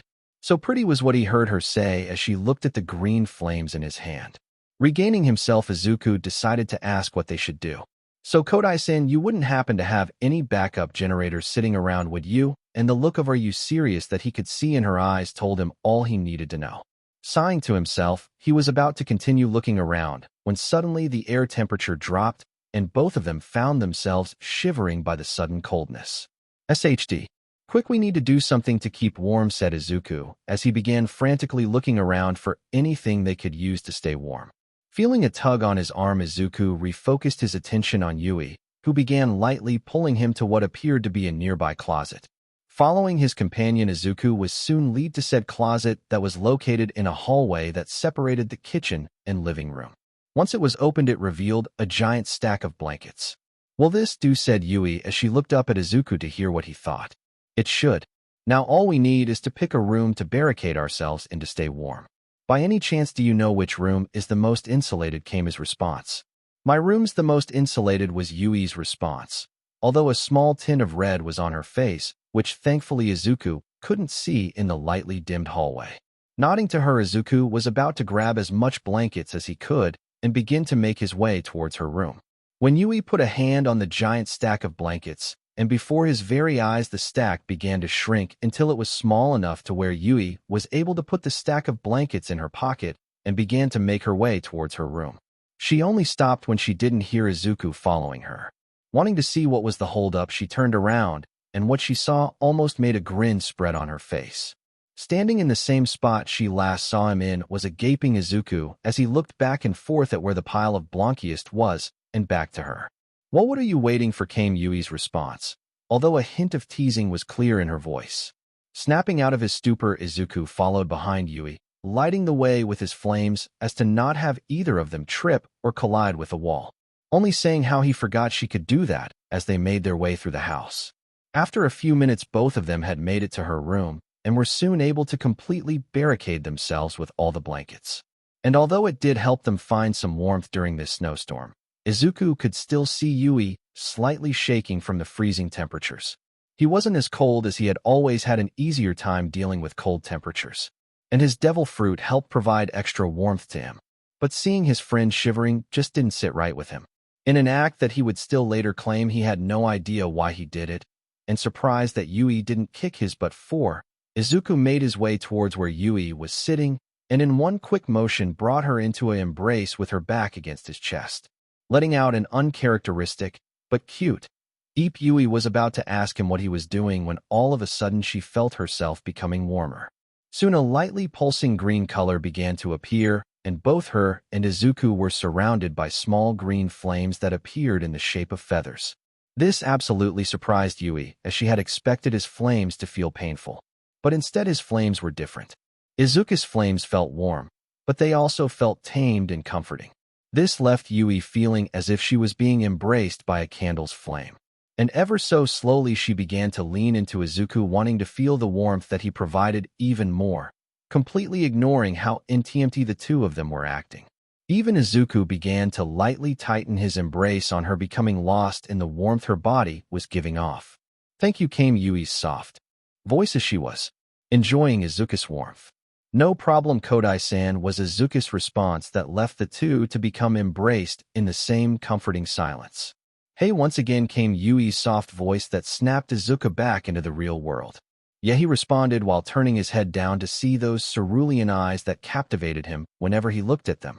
"Call me Yui," was all she said as she fully accepted his embrace and leaned her head against his chest. Softly smiling, Izuku only had one response: "Sure, but call me Izuku." A soft was her response as she snuggled closer to him. The two of them eventually fell asleep in each other's arms with small smiles on their faces for the remainder of that cold night. "Present. Buzz. I think that was your phone," Yui breathed out Izuku while he slowly began to stretch out any knots he had. Looking down at her phone, Yui saw that she received a text message from her mother asking her to go back home. "Looks like that's it for me today. My mom's asking me to come home." Yui sighed out as she was hoping to spend a little more time with Izuku. "Well, you better get going, then you wouldn't want to keep them waiting, right?" smiled Izuku as he was putting on the extra shirt he brought with him. Waving goodbye to her friend, Yui packed her things and quickly left the beach, heading back to her house for the day. As Izuku watched Yui leave, he decided that he had done enough for today and also made his way back to his home. All the while he was mentally preparing himself for tomorrow, as he finally felt confident enough to try to fly. Training at the, now, rather popular Dagoba Beach, in a private area he had made, stood Izuku Midoriya. He was both nervous and excited for what he was about to try and do. Today was the day that he would practice flying for the first time. He was slightly glad that his friend Yui couldn't be there so he wouldn't embarrass himself in front of her. She was hanging out with her friend and said that they could meet up at the entrance exam since it was only a couple of days away. Shaking off his nerves, he began to rethink on all the notes his sensei had left for him. "Okay, so sensei said that I can transform into a large phoenix or a human phoenix hybrid at will. So let's try out the hybrid form first, since it's the one I'd seen him use." Closing his eyes, Izuku began to swirl his flames around his body. He mainly focused on trying to remember how his sensei had looked when he was in his hybrid form, and using that image he began to change his body. Over the month that he took to practice and train with his new powers, he had become rather adept to being able to use his phoenix flames to a rather high degree, all thanks to the notes and instructions his mentor had left for him. After a few seconds he became excited as he could feel his feet becoming bigger and shaper, showing that he was changing them into talents. Regaining his focus, he began to swirl his flames around his body faster. As he continued to focus, he began to feel as if his arms were expanding and growing. He could also feel the heat of his flames as they began to spread over his arms, taking the form of wings. Even though this process felt like it took a while, he had only been standing there for no more than a few minutes. Taking a deep breath, he opened his eyes, and what he saw left him feeling extremely happy and excited. Looking over his arms and legs, Izuku could see that he had been able to pull off the human phoenix hybrid mode. The only difference was that his wings were a shining green color compared to his mentor's blue flames. Taking a deep breath, Izuku looked up to the sky. Okay, I guess it's now or never. Giving his new wings a few flaps to test them out, he decided that he was ready to try and fly.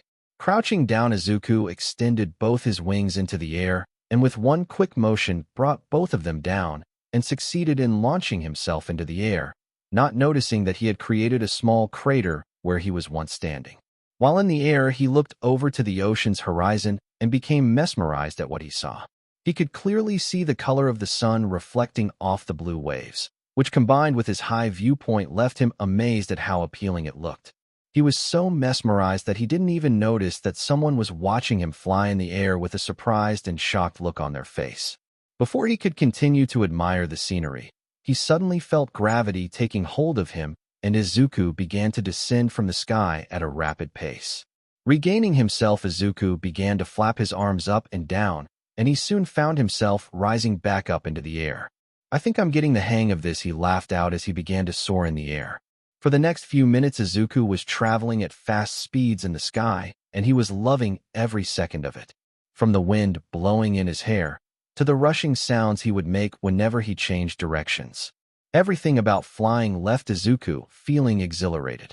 Deciding to make his way back to the beach, he suddenly realized something that he hadn't thought of. How does he stop? Panicking and trying to figure out a way to stop, Izuku decided that his best bet for now was to just crash into the ocean and swim to shore. For all the notes he read and videos he watched from his mentor, Izuku hadn't read the notes on the background information on devil fruits that Marco had left him. Thus, he was unaware of the major weakness of a devil fruit user. That being that a devil fruit user will be practically useless if they are in any type of water that is still, such as rivers, lakes, and if unlucky, the large open ocean. That is why when he crashed into the seawater, he became even more concerned as he felt all his energy leave his body and was soon struggling to stay afloat. He was in such a panicked state that he didn't even notice that he had reverted back into his regular form. The more he struggled, the more energy he wasted, and soon his vision started to dim. But before he lost consciousness, he saw what appeared to be vines heading his way and mentally thanked whoever or whatever had seen him struggling and was trying to help him. Later, as Izuku slowly began to regain consciousness, he sat up and shook off any remaining cobwebs. He soon became aware of his new surroundings. Instead of the soft sand that he expected to wake up on, he was instead laying down on a rather soft bed with a blanket covering him. This confused him at first until he realized that he was almost completely naked except for his boxers, which were still covering his privates. Relieved, he looked around and noticed that he was in a rather small room with just the bed he was sleeping on being the only furniture in the room. And in front of him was just a simple wooden door separating him from the rest of wherever he was. Deciding to get a better picture of his surroundings, Izuku closed his eyes, steadied his breath, and began to focus on his observation Haki as much as he could. It only took a few seconds for the darkness of his vision to begin to change. He was soon able to see silhouettes of multiple sizes outlined by a blue color begin to appear. Almost all of them appeared to look like those of young children, with him guessing that the biggest one was the adult. Focusing more, he was able to see that the big silhouette and a couple of the smaller ones were heading his direction, most likely to check up on him. It wasn't long until he could hear footsteps at his door, and with it came multiple voices. Hey Nichan, when will Mr. Broccoli wake up? Said a voice that he could guess came from a young girl. I don't know, dear, but it shouldn't be too long, came the rather smooth voice of who he guessed was the adult. Soon he could hear the doorknob being turned and pretended to just be waking up. Upon looking at the door, he saw a rather appealing woman with long green hair that was made of vines. Oh, thank the Lord, perfect timing. Judo-kun, can you please go and bring Mr. Midoriya's clothes? They should already be done drying, said the appealing green-haired lady while she turned toward a rather large boy, who gave her a mock salute and ran to get his clothes. Giving her a confused expression, Izuku began to wonder just how this pretty lady knew his name. However, he was soon brought out of his thoughts as he became aware of the children by her side, giving him excited looks. Seeing as the young man was looking confused at the children by her side, the vine-haired beauty decided to try and explain the situation. Please forgive them. They saw me bring you in, and have been wondering about the broccoli man since they all saw you, she said, while offering the green-haired man a soft smile. Broccoli man. I'm sorry I didn't catch your name, miss, he said, blinking a few times as he realized that he had never got her name. Sorry about that, my name is Ibara Shiozaki, she said, offering him a small smile. Right. Sorry, Shiozaki-san. But how did you know my name? He asked her while scratching the back of his head, not noticing that his bare upper body was now visible. Blushing slightly at how toned his body was, Ibara quickly admonished herself and forced herself to calm down. Noticing that she was avoiding looking in his direction, he looked down and noticed the problem. So moving quickly, he covered himself up in the provided blanket and offered her a small sorry. Regaining herself, Ibara then began to explain how he ended up here. Well, when I pulled you from the ocean, I brought you to an orphanage that I work that was nearby. And in the process of drying your clothes, I was able to get your information from UID, was her response. Oh, right, my clothes did you? Izuku tried to ask, but looked away with a blush on his face. Seeing what he was wondering made her face go into a new shade of red with some steam appearing on top of her head. No. One of the male attendants who was here at the time undressed you, sputtered out the green-haired woman as her arms were being waved around frantically. Nichan, are you okay? Asked one of the kids who was by her side. Yeah. Why do both you and Mr. Broccoli have red faces? Are you too sick? Came the questions of another child that was with the group. To both of their reliefs, the young boy that had left just returned with Izuku's clothes now dry and nicely folded. Taking the other kids with her, Ibara left Izuku in the room to change in peace. After getting changed, Izuku stepped outside the room he was placed in and began to make his way around the rather small orphanage until he found his way into what he would have guessed was the living room. Upon entering, all the kids that had been sitting in a circle around Ibara sprang up and surrounded him as if he was some sort of new item none of them had ever seen. Hey, Mr. Broccoli, you're finally awake. Came the same young voice he had heard before. This time he was able to see that he was in fact right, and that voice belonged to a young girl with light brown hair done up in pigtails. What caught his attention about her the most was her two different colored eyes. While her left eye was a dark brown, her right eye was a shiny gold. As he looked over the group of children, he quickly made mental notes on just what type of quirks that they had, mentally noting that they all had some type of mutant type of quirk. Apart from the large boy Yugo and the little girl, he also saw a small orange-haired boy with a scorpion tail, a light blue-haired girl with wings for arms, a black-haired boy with horse legs, and a long black-haired girl with a rather nasty-looking scar on her left eye. All of them looked rather young, maybe no older than 10 years old. But before he could continue to make more mental notes, Izuku quickly found himself being climbed on, as if he was an amusement ride by some of the kids. Seeing as their guest was becoming overwhelmed by the sudden attention, Ibara called back the children. Come on, children. Give Midoriya some space. You're making him uncomfortable. At her statement, all the children stepped back and gave him a bow with a quick sorry and made their way back to sitting in a circle around Ibara. Okay, now let's finish our reading time, and then you can be dismissed for dinner, okay? And with that, she continued with the children's reading time as they sat around and listened to her. Izuku sat down and decided to stay and watched as how the women that saved him read to the young children from what looked like an old Bible. As he sat there, he became just as mesmerized as the children, listening to the green-haired woman's voice as it danced in the air as she read.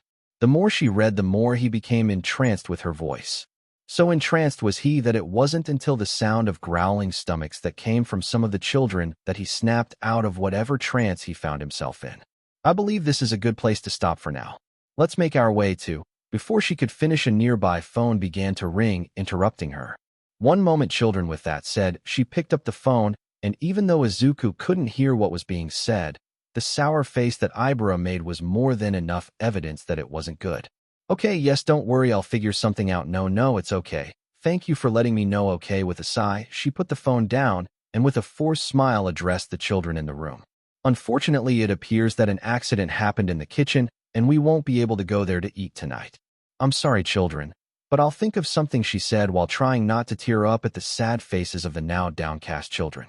Seeing as how everyone was feeling sad and deciding that he still owed her for saving his life, Izuku coughed into his hand, gathering their attentions. Well, if you'd like, I can set up something and cook for the little ones. I'm no MSTR chef, but I can definitely make something delicious, he said, while giving all of them his 1 million watt smile. Giving him a questioning look, With a small tint of pink on her face, Ibra was about to ask him what he was talking about, but was beat to it by some of the young kids. "But how will you do that, Mr. Broccoli?" asked the blue-haired girl with wings. "Yeah, if the kitchen can't be used, then how are you going to warm anything up?" came the question of the orange-haired boy with a scorpion tail, with the rest of the children nodding with him in agreement. Chuckling at their questions, Izuku stuck his hand out, palm raised upward, and in a rather showy manner made his green flames appear. "Don't worry, kids, that's not a problem for someone like me." After getting out of their shock, the children began to jump up and down in excitement. Deciding to let them have their fun, Ibra walked Izuku to their pantry, where Izuku decided to make something simple but filling. With Ibra's help, Izuku was able to set up a makeshift kitchen outside. While he prepared something, she went on and began to cut vegetables to add to the kids' diet, and soon the two fell into a rather relaxed routine.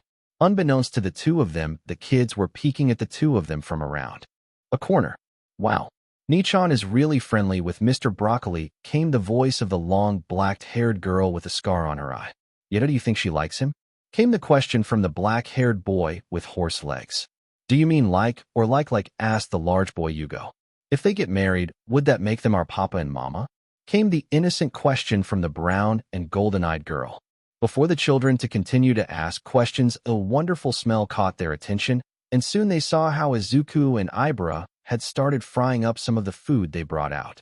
It wasn't too long of a wait, as in just a couple of minutes the food was ready, and they all had a wonderful dinner, eating outside and getting to know Izuku better. "So why do you kids keep calling me Mr. Broccoli?" asked Izuku as all the kids gave him confused looks. "Because your hair looks like broccoli," came the universal answer all the kids gave him, that made Izuku comically face fault. Chuckling at their antics, Ibra was rather happy that an unlucky event had led the children to having a fun time. Wanting to get to know the person she helped a little more, she soon joined the kids in asking Izuku questions. "So why did you crash into the ocean, Midoriya-san? You looked like you were having a fun time flying around, so why chose to stop in such a reckless manner?" she asked, noticing that her fellow green-haired friend began to sweat bullets. "Oh, well, would you believe me if I said that was my first time flying?" he said sheepishly as she gave him an "Are you serious?" look. "So to test out if you could fly, you did it without a backup plan," she said, while not once taking her eyes off of his squirming form. "Well, when you put it like that." Slumping in defeat, the children around him began to laugh as their Nichan looked like a mother scolding her misbehaving child. "Wait, Mr. Broccoli, you can fly," came the excited voice of the double-colored-eyed young girl. Snapping out of his depressed mode, Izuku jumped up off the ground and walked over to an open area, and to the surprise of everyone around, he engulfed himself in his phoenix flames. This action left the onlookers slightly blinded by the sudden bright light of his green flames. After a few seconds, they were able to regain their vision, and what they saw left all the kids with stars in their eyes and Ibra with her mouth slightly open. Flying slightly above ground was Izuku Midoriya, flapping his arms up and down in his hybrid phoenix form consisting of wings made of green flames and feet, now the shape of talons. "You can fly just like me," came the happy voice of the light blue-haired girl as she began to fly around Izuku with her own wings flapping up and down in an excited manner. "Look at us, a couple of birds," chuckled Izuku as he watched the little girl fly around him. As Izuku watched the young girl flying around, he was able to see just how she was able to stop herself every time she was about to hit something, and decided to try out her technique. With one strong flap, Izuku launched himself into the air and began to gather speed. Then with one quick turn, he shot himself towards the ground, much to the shock of those watching him. He began to descend faster, and right before he made contact with the ground, he used the young girl's movement, and to his surprise, and those watching him, he was able to stop himself right before hitting the ground. Yes, it worked. He cheered as he went back into his regular form, and began to jump up and down in happiness. So lost was he in his glee that he hadn't noticed that he began to hug Ibra in happiness of his success, leaving the poor women as a blushing mess. After calming down from his previous happiness, Izuku finally noticed that he held a passed-out girl in his arms and began to frantically try to bring her back into consciousness. All the while, the small children watching them were just giggling at how the two grown-ups were behaving. Later, after cleaning up and preparing for their bedtime, all the kids later in their respective beds, girls on the left and boys on the right. However, they were all still being a little rowdy. But Nichan whined one of the boys. No buts, mister. It's time for bed, replied Ibara as she finished tucking in the last girl. Nichan, can you sing us a good night song pretty please? Asked the double-colored-eye girl while she cutely looked at Ibara. Cheers of agreements came from all the children, and soon the green-haired woman found herself stuck between a rock and a hard place. As she tried to find a way to solve her predicament, she turned towards her fellow green-haired companion, and an idea struck her. Well, Midoriya-san said he had a special song, just for you boys and girls. How does that sound? Now was she throwing him under the bus? Sure, but hey, she wasn't a singer, and who knows, maybe he'll be able to give them something nice to sleep to. Caught off by her announcement, Izuku was unable to disagree with her as all the children stared at him with pleading eyes. It didn't take long for him to cave, and with a heavy sigh, Izuku walked over to the double-colored-eyed girl and bent down slightly, so they were eye to eye. Well, little missy, since you wanted a song, what type do you want me to sing? He asked her with a grin. Giggling at being called Missy, the young girl took a cute thinking pose for a second before beckoning Izuku to lean close. After whispering her request to him, Izuku gave her a large smile and nodded. I think I have the perfect one, just let me see if I can get what I need. With that said, Izuku got up and walked to his fellow adult and asked Ibara if they had any instruments that he could use. To his relief, the orphanage actually had a small music closet that had just what he needed. So after getting directions, Izuku left the room for just a few minutes and returned with a small ukulele. Grabbing a chair, Izuku positioned himself in a spot where all the young kids would be able to hear him sing and began to tune the strings on the old ukulele. What are you going to sing, Mr. Broccoli? Asked the young blue-haired girl with wings.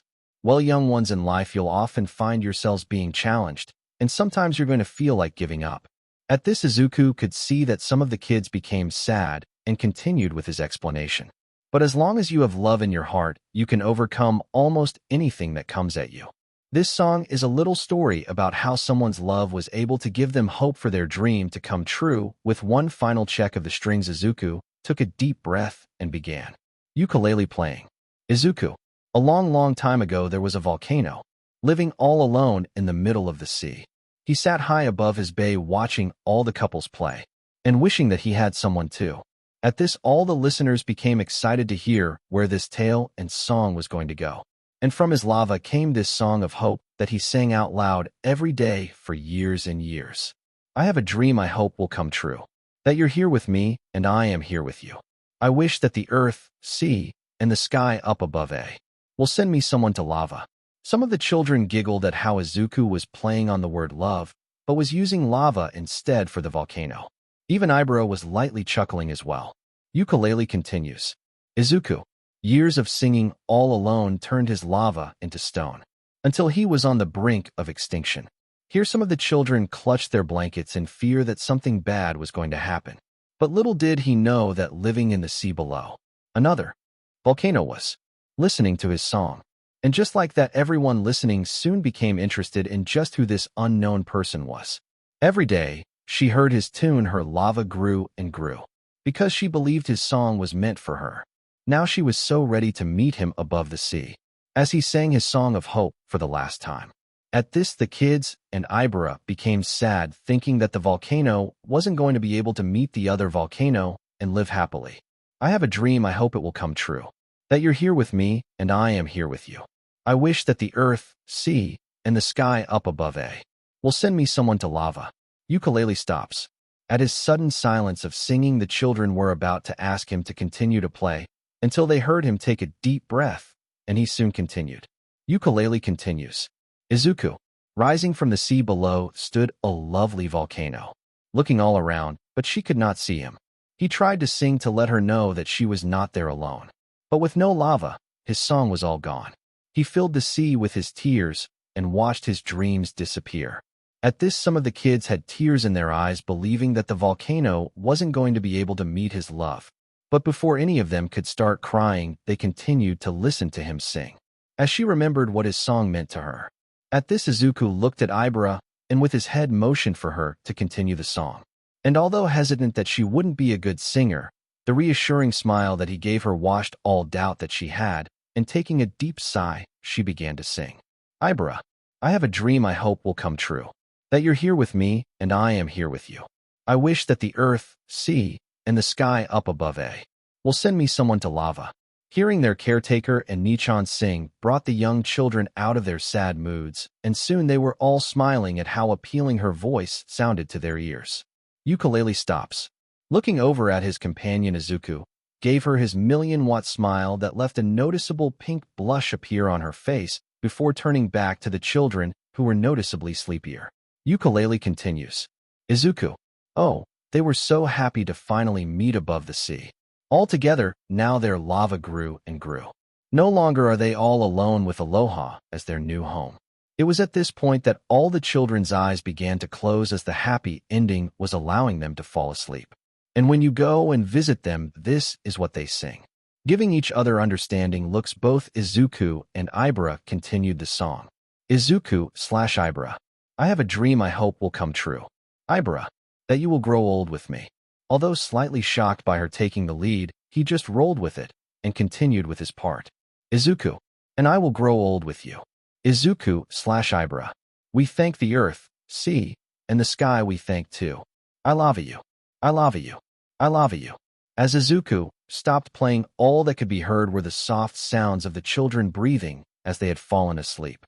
Leaving the room, quietly Izuku and Ibara made their way outside, giving one last peek into the room and both smiling at the smiles on the kids' faces. Thank you for doing that for them, Midoriya-san, said Ibara as she gave him a slight bow of appreciation. It okay, although I was a little surprised being put on the spot like that. But I'm just glad that they enjoyed it, he said while he gave Ibara a large smile. Indeed. Although I must say you have a wonderful singing voice, she said, complimenting her green-haired companion. Oh really? Well, thank you. You also had a really pretty voice yourself, he said while nervously scratching the back of his head. Oh, thank you very much, was her reply as she turned away so that he wouldn't see her blush. Now that the two were alone, Izuku decided that now was the best time to ask some questions he had, and he hoped that he wasn't going to strike any nerves with his green-haired companion. If you don't mind me asking, Shiozaki-san, do you know how they ended up here? Seeing the look on her face when he asked made him realize that he indeed struck something. But before he could change the subject, Ibara closed her eyes and let out a deep sigh. Well, as you could see, all of the children had a mutant quirk, and as she looked at the ground, fighting tears that tried to escape, Izuku was able to put the info together. And what he realized made him grit his teeth in anger. They were abandoned by their parents.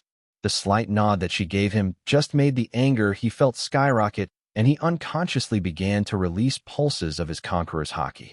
Taking a few deeps, Izuku looked up at the night sky, wondering just how heartless people could be, even to their own children. Seeing as how his companion's mood had fallen, Izuku decided to change the conversation. Hey, do you have a dream, Shiozaki-san, or a goal you want to achieve? He said in an attempt to calm himself. Looking at the green-haired man, Ibara contemplated whether or not to tell him her goal, as she had always been ridiculed for her beliefs. However, she found herself unable to see Izuku as the type of person who would make fun of her. The way he acted with the children and the positive attitude he held just made it impossible for her to see him as someone that would put others down. So with a sigh, she decided that she would take a chance.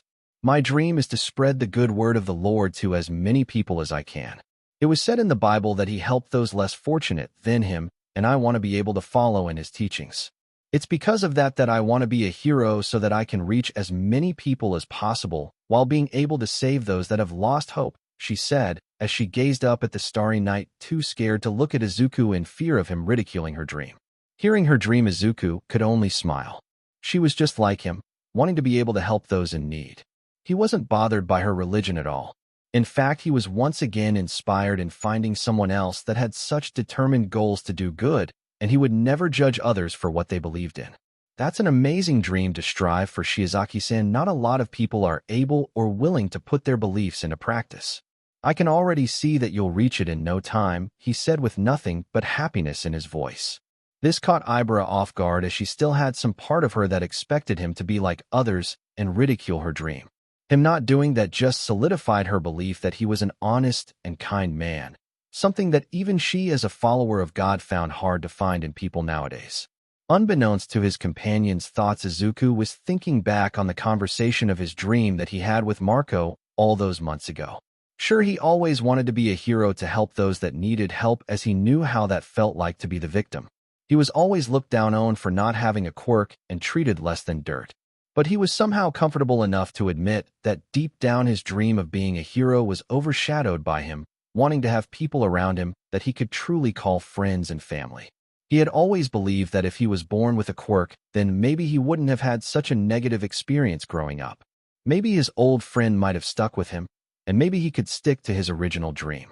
But here were children that had the thing that others put him down for not having. But even they were being treated as trash left abandoned by the very people that were meant to care and protect them as their own. If those that didn't have a quirk or those that had undesirable quirks were treated so badly, then what was he fighting for? Was he fighting to protect the same people that would easily turn their backs on others because of their quirks? Was he trying to change their attitude towards those that were different? He knew from experience that some people just couldn't or wouldn't change no matter how much you tried. So what could he do? Snapping out of her shock, Ibra looked over at the green-haired man sitting next to her. She could easily see the turmoil on his face, and believing that it had to do with the children and the orphanage, she decided to bring the conversation back on that to help him. You know, I pray every night that those children are able to find a place to call home, then maybe one day they won't be shunned for something they can't control, said Ibra, as she turned her hurt head back to the night sky. Got a home, huh? Letting a smile grace his face, Izuku looked back at his female companion. So what is your dream, Midoriya-san? She asked him as she noticed he was now looking at her and wanting to hear his dream.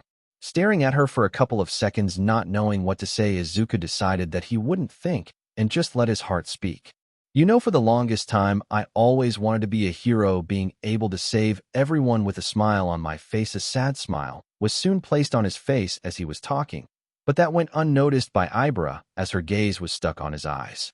Others told me that my dreams were stupid and I should give up, because I could never become a hero that could be popular, he said, looking directly into her dark green eyes.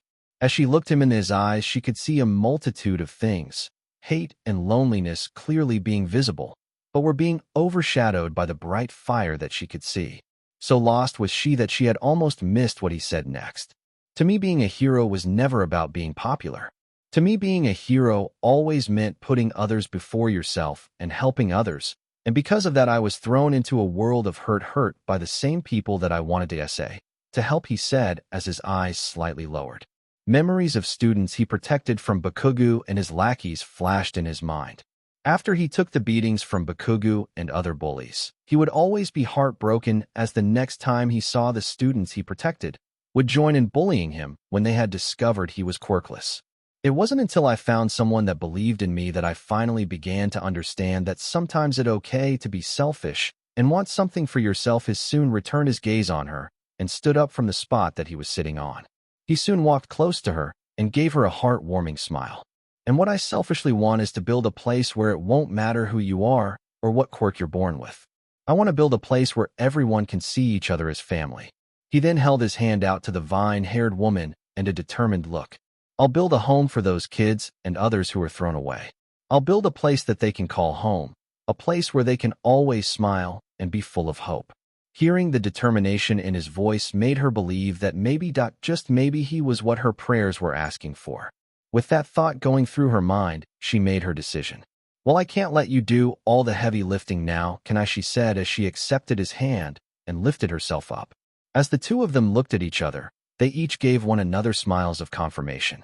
As one of God's servants, I promise that I'll help you build a home for those that this world has discarded and help them find hope where they have lost it, she said as her voice began to become more and more empowered with every word. So Izuku, she said as both turned to look at the stars in the sky that seemed to be shining brighter than they had ever seen them before.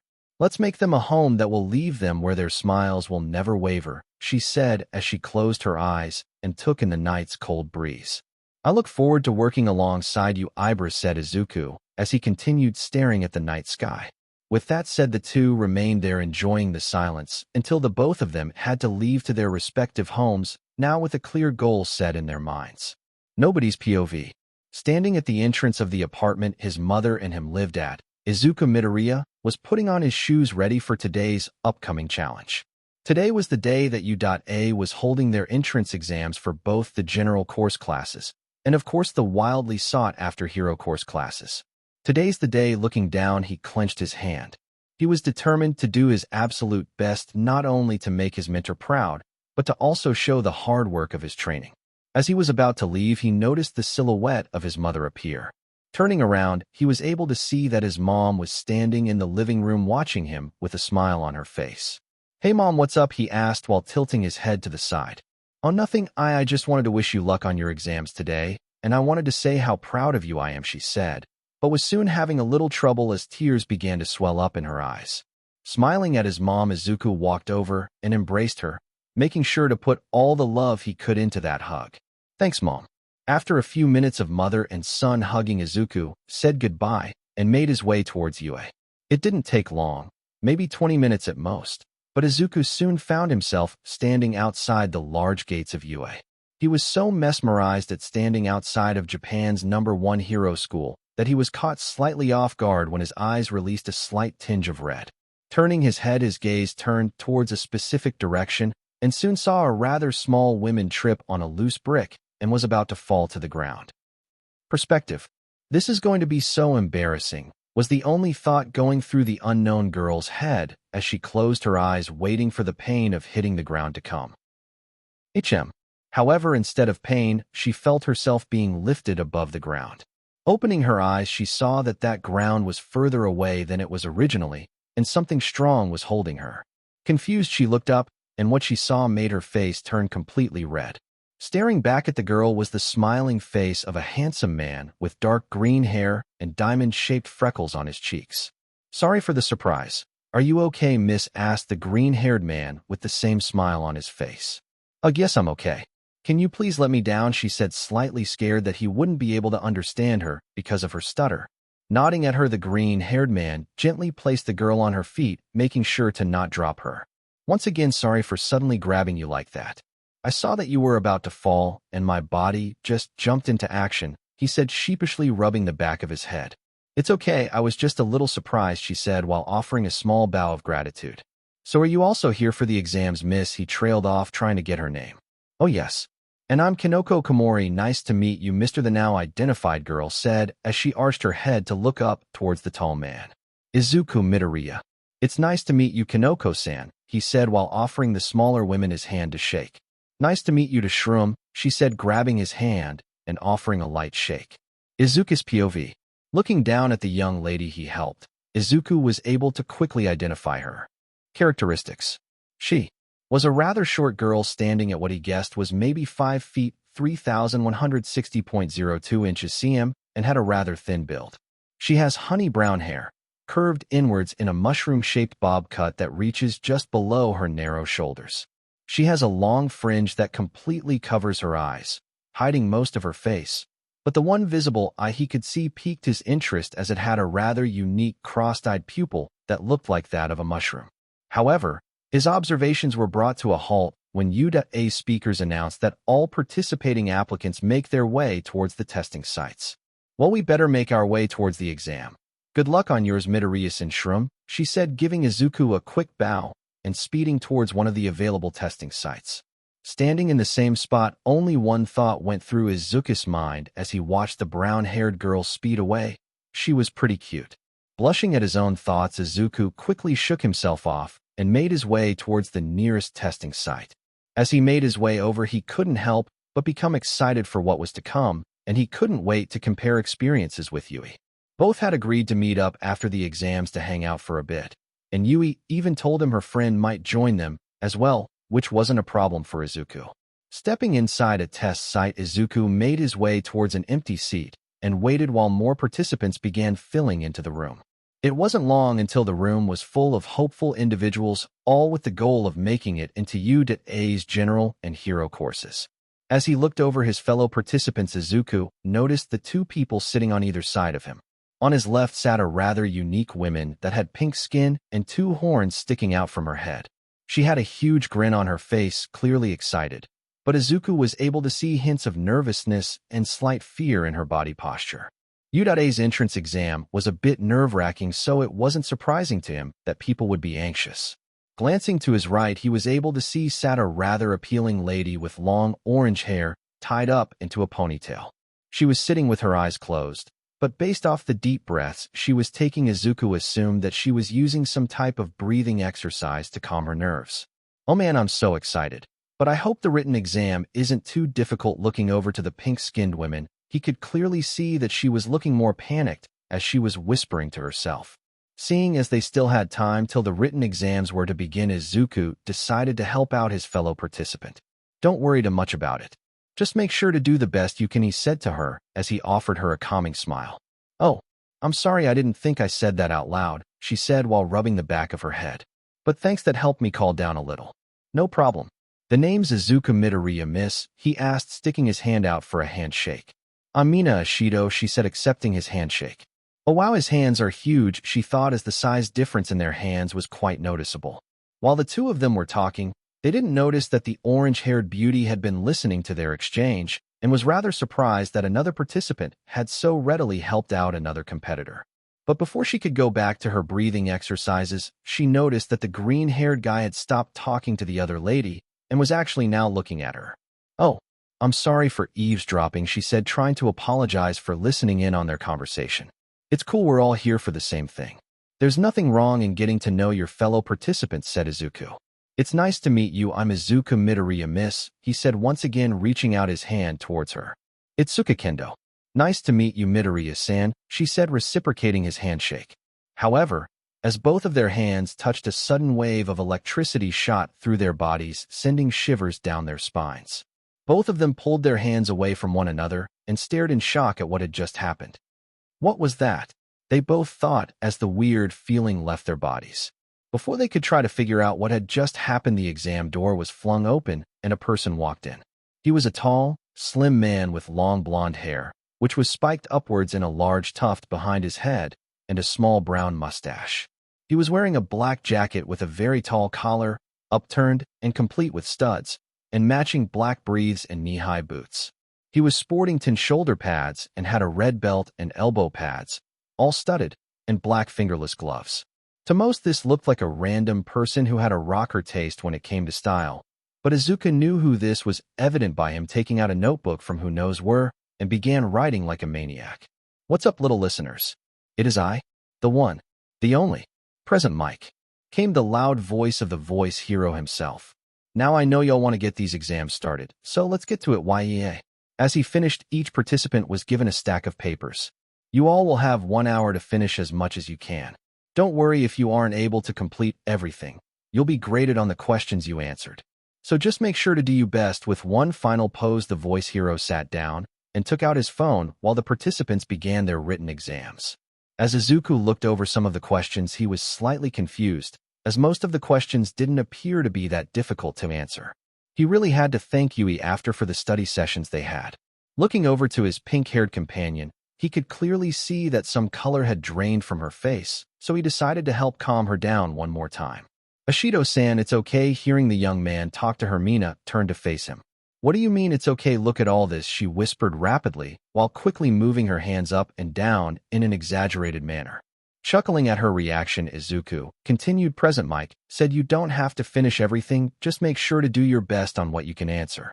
He offered her a bright smile and could see that she had definitely calmed down, although her face gained a bit of a purple tint as she gave him a smile and began her exam.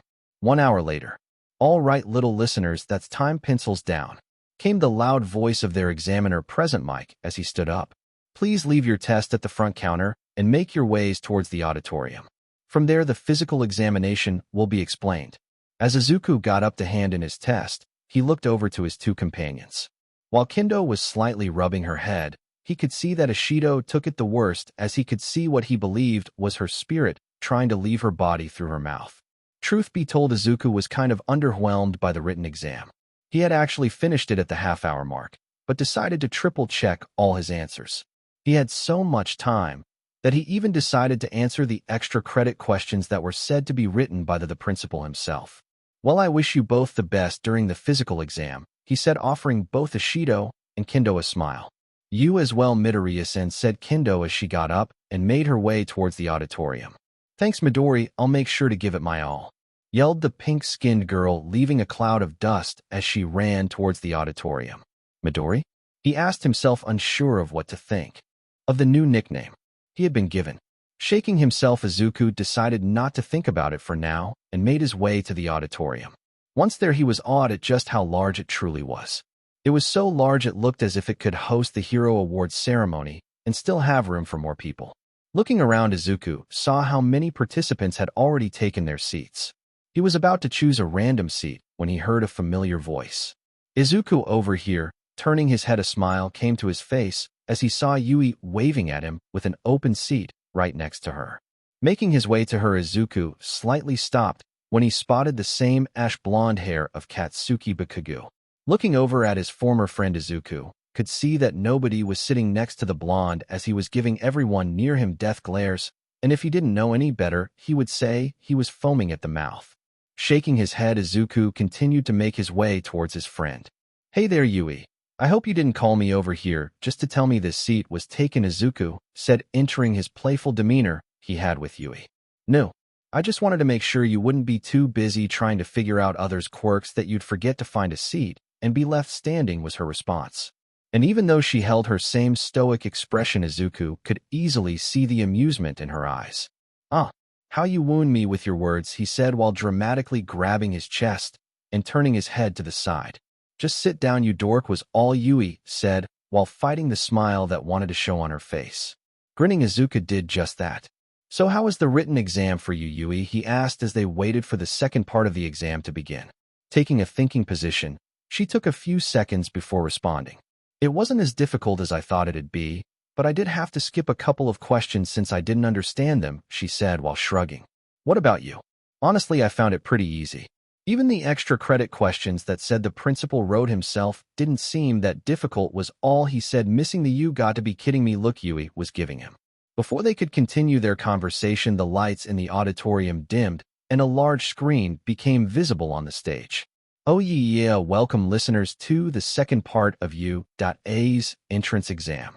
Once again came the voice of Present Mike as he took a grand pose at the front stage with confetti falling behind him. "Can I get a yeah?" he yelled, pointing his microphone towards the audience. Dang tough crowd sweat dropped Izuku while Yui nodded in agreement with him. "Y'all must be too excited to begin. That's all right, let's just get into it," was Present Mike's attempt to continue on and ignore any embarrassment from not receiving any hype from the crowd. "Now the next part of our exams will be our practical test." A diagram of multiple cities became visible on the giant projector. "Now if you look down at your examine ID, you'll see a letter right next to your name. This letter is the city you'll be put in for the practical exam." All the students began to pull out their IDs to see what city they would be placed in. Looking down at his ID, Izuku could easily see the letter C right next to his name. And as he glanced over to Yui, he could see that she would be in City E. "They probably did this to make sure past classmates wouldn't team up and help each other out," said Izuku while Yui nodded in agreement as she remembered her friend's ID had the letter A next to her name. During the practical exam, you listeners will conduct mock battles in replica urban settings.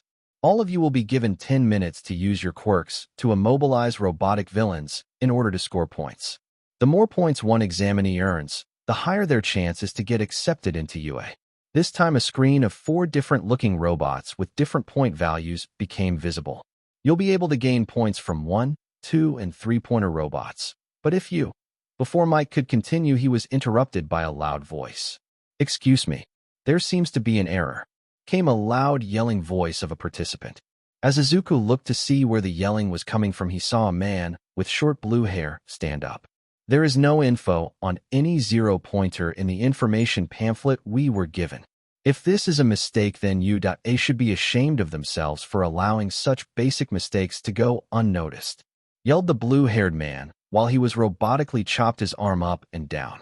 "Talk about uptight," said Izuku in an unimpressed voice towards the loud man's actions.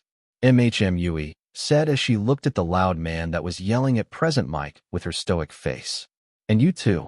Your flirting is distracting to other participants. If you want to take this exam seriously, then you should leave," yelled the blue-haired man as he pointed towards Yui and Izuku, making other people look towards the two of them. Flirting? Izuku was confused as to how loud man made such a connection, completely missing the hint of pink that appeared on Yui's face at the loud man's proclamation.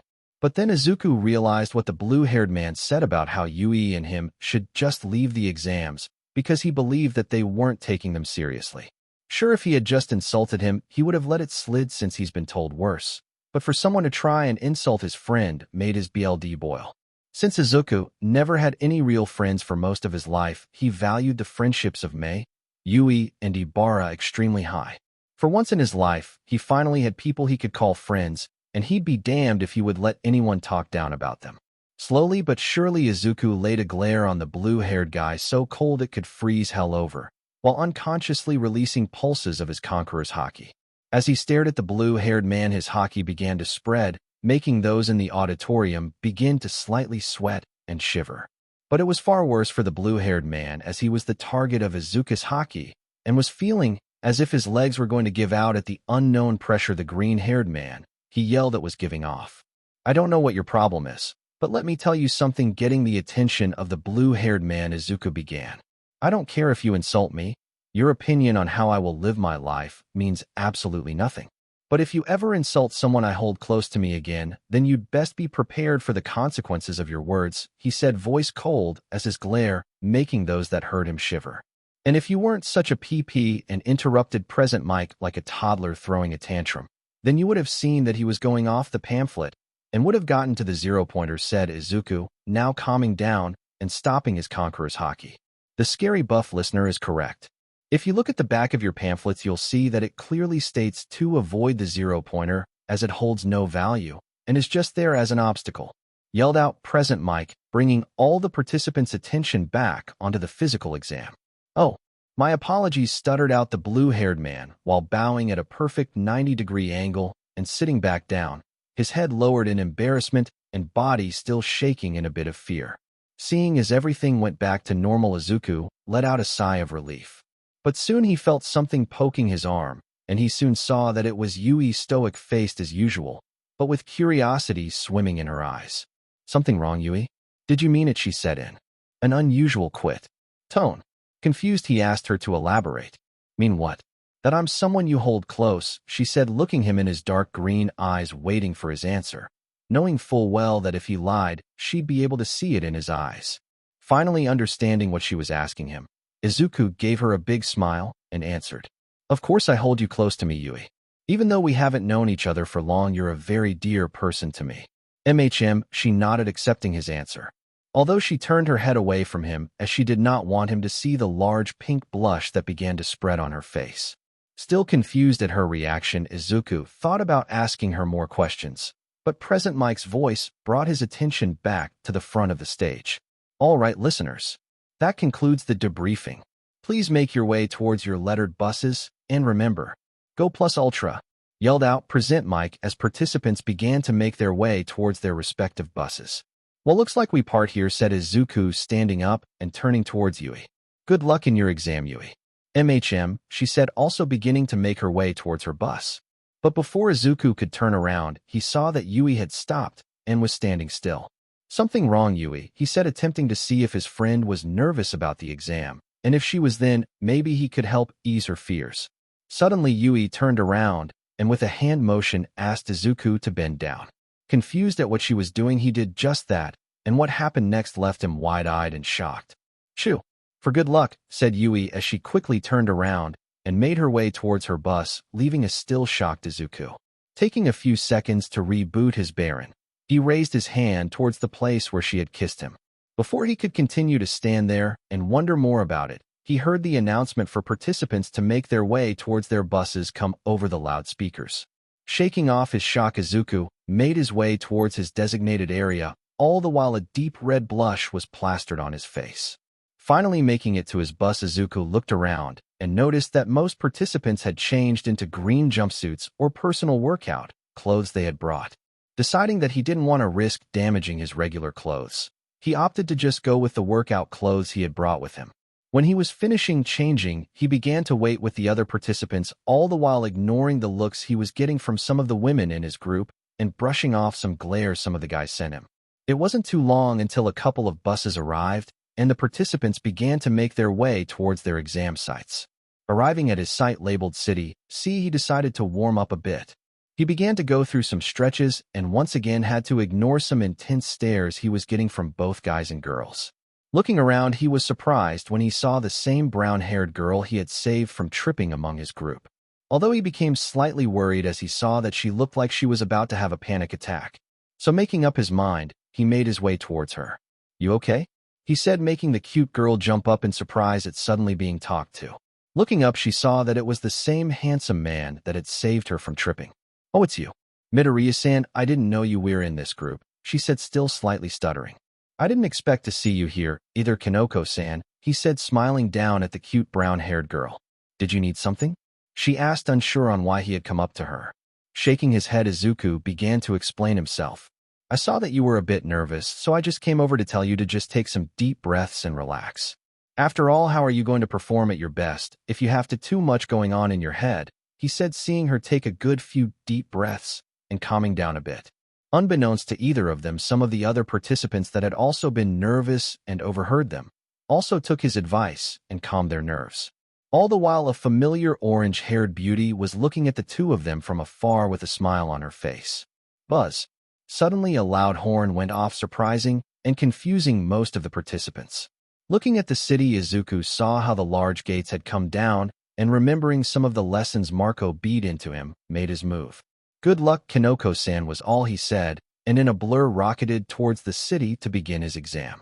His sudden departure caught most participants off guard, but both the orange-haired women and Kanoko shocked themselves out of their stupors and ran towards the city as well. "What are they doing present? Mike hasn't even said go yet," said a male participant while he shook his head watching the three participants run into the city. "I know, what a bunch of idiots," scoffed a female participant, believing that they would be disqualified. "What are you all doing? There's no countdowns in a real fight." Follow those three listeners, came the loud voice of Mike over the speakers, causing the rest of the participants to hurriedly make their way towards the city.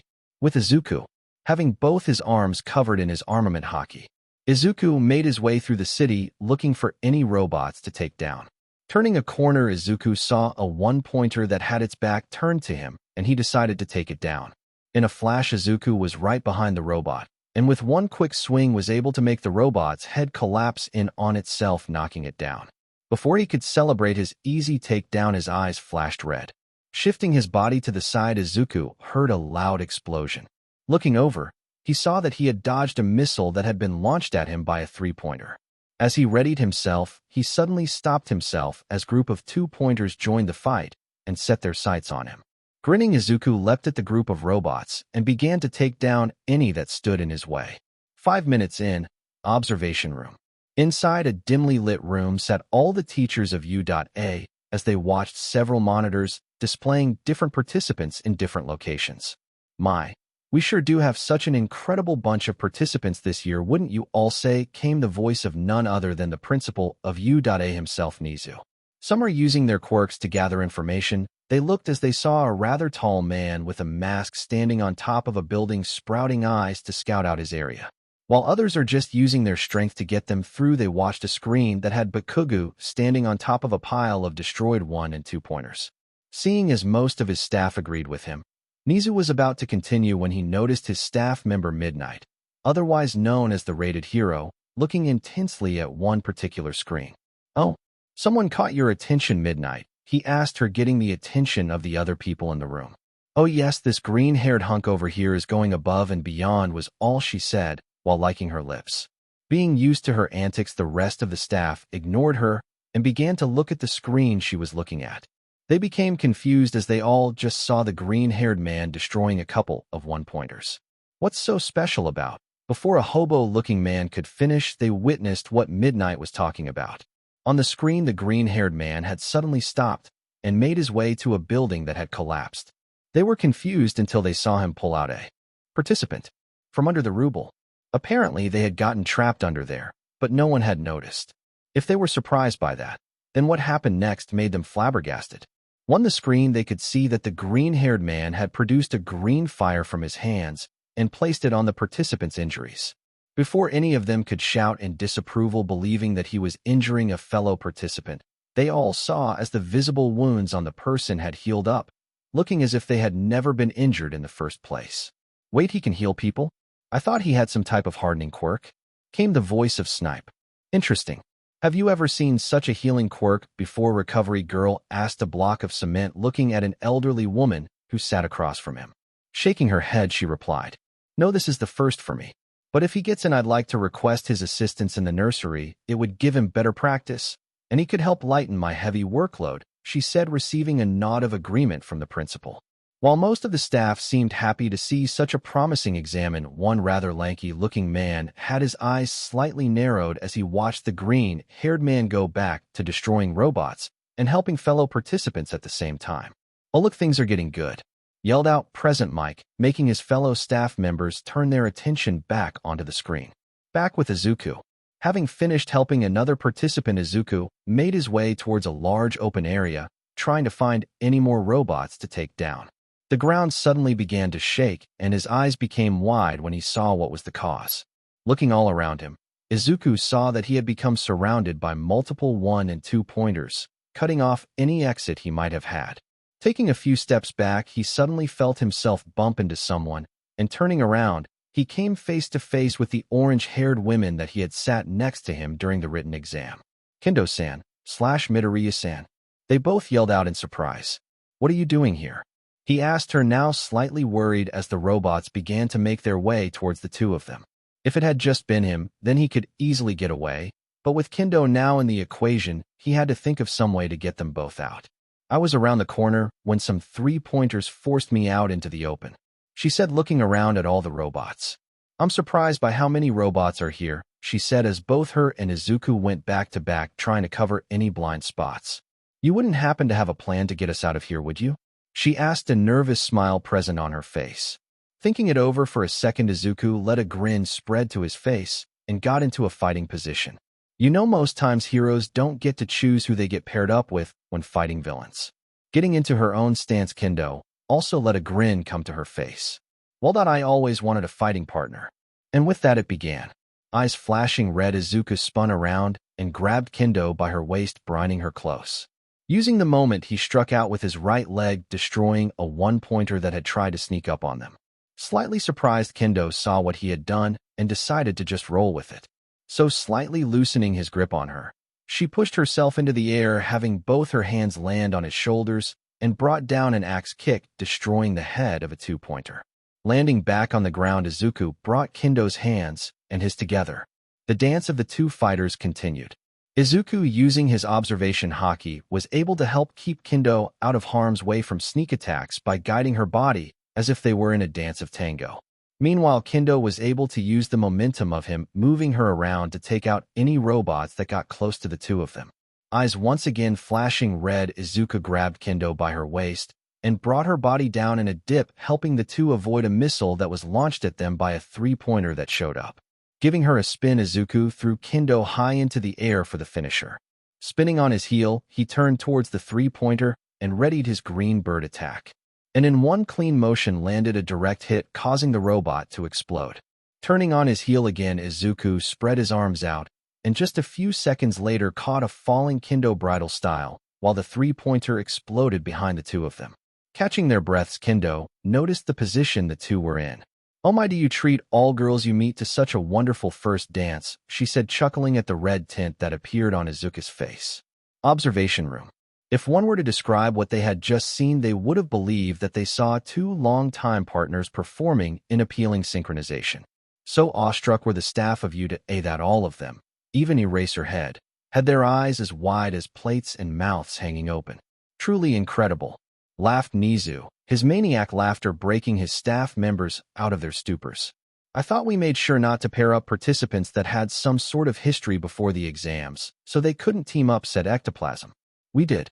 Itsuka Kendo and Izuku Midoriya did not attend the same high school and had no reported record of ever knowing one another prior to the exam, said Midnight, reading the information they had about both adults. "So you're telling me that these two, who have never met prior to this exam, were not only able to work together flawlessly, but are also somehow more coordinated than most pros," said the BLD hero Vlad King, taking a clear interest in the two participants. "Well, regardless of how they are able to work together so well, let's see what they do against a true opponent," said Nizu, flipping open a box and pressing the large red button that was inside. Back with Izuku. Having let Kendo down, the two young adults were about to part ways and continue their exams when they were once again stopped in their tracks as the ground began shaking again. "What is it this time?" yelled Kendo, enlarging her hand to keep herself from falling down. Although Izuku was intrigued with the orange-haired beauty's quirk, he was unable to geek out as he soon saw the head of the biggest robot he had ever seen walking towards their direction. All of a sudden, multiple participants began running past them, trying to get away from the oncoming threat. Holy SHD. That's the zero-pointer, Kendo yelled, fear evident in her voice as she looked on at the faint form of the robot approaching their location. Yeah, I think it's best we leave, said Izuku as he began to turn around. However, before he could take a step, he heard the cry for help coming from somewhere and began to look around to find the source of the voice. He wasn't alone, as Kendo had also began looking around, trying to find the person that had yelled for help. As Kendo was frantically looking around, she noticed her tall green-haired companion standing still with his eyes closed. Hey, what are you doing? We need to find whoever is yelling, she shouted. I'll find them, just give me a second, he said as he began taking a deep breaths. Closing his eyes, Izuku began to focus his observation Haki in an attempt to find the unknown person. Slowly his surroundings began to light up, and he was able to see the blue silhouettes of multiple participants. Focusing harder, he soon found what he was looking for. Just a few feet in front of them, he could see a red silhouette that appeared to be stuck under some rubble that had collapsed from a nearby building. She over there. Running towards where he saw the silhouette, Izuku covered his arms in his armament Haki and began to move large pieces of concrete out of the way. Soon his companion Kendo arrived next to him, and with both their efforts were finally able to remove enough rubble to see the person stuck underneath. To Izuku's shock, it was the cute brown-haired girl Kinoko that he had helped earlier, looking worse for wear. She had multiple visible bruises and was slightly bleeding from her head. Hold on, Kinoko-san, we'll get you out of here, he said, moving faster to get the girl out of the rubble. Hearing that someone had found her, Kinoko looked up from her position and saw the same tall man that had helped her out twice already. Letting a small smile come to her face, she quickly found herself being pulled out of the rubble and was soon being held up by an orange-haired woman. We got her now, let's go, said Kendo, beginning to walk towards the city's entrance while holding the hurt girl on her shoulder. As Izuku was about to follow behind them, his eyes suddenly flashed red. Gritting his teeth, Izuku turned around and saw that the zero-pointer was almost on top of them. "A minute. We won't have enough time to get away," said Izuku, making both women turn around and pale at the sight of the zero-pointer nearly upon them. "They won't actually let that thing hurt us, right?" whispered Kinoko, fear evident in her tone. "I don't know, but I'll be dead if I let that thing hurt you guys," said Izuku as he began slowly walking towards the approaching zero-pointer, but stopped when Kendo yelled at him. "Are you crazy? How do you plan on taking that thing down? It's enormous," she yelled, trying to convince the tall man on not doing anything stupid. Turning around, Izuku gave both women a reassuring smile. "Just trust me, okay?" Although she wanted to continue to argue with him, Kendo saw that the zero-pointer was now in front of them. So deciding to put her faith in him, she gave him a slight nod and watched his back as he turned to face the zero-pointer. "Well, I guess it's now or never," whispered Izuku as he summoned his phoenix flames all around himself and turned into his hybrid human form. With his mighty wings and large talons, Izuku launched himself towards the head of the zero-pointer. He put so much force into launching himself that a decently sized crater was left behind where he was standing.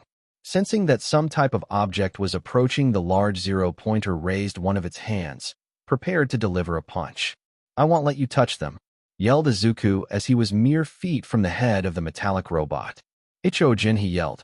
Stretching out his talons in front of him, Izuku delivered a forceful two-legged attack right at the face of the zero-pointer, forcing the robot's body to lurch backwards. So much force was put into his attack that he was able to fly straight through the zero-pointer's head, leaving a clean hole going right through the giant robot's metallic shell. Readjusting himself in the air, Izuku saw the zero-pointer fall backwards, thankfully away from both Kendo and Kinoko, and landed with a loud thud once it connected with the ground. Sighing in relief, Izuku flew back down to the two women.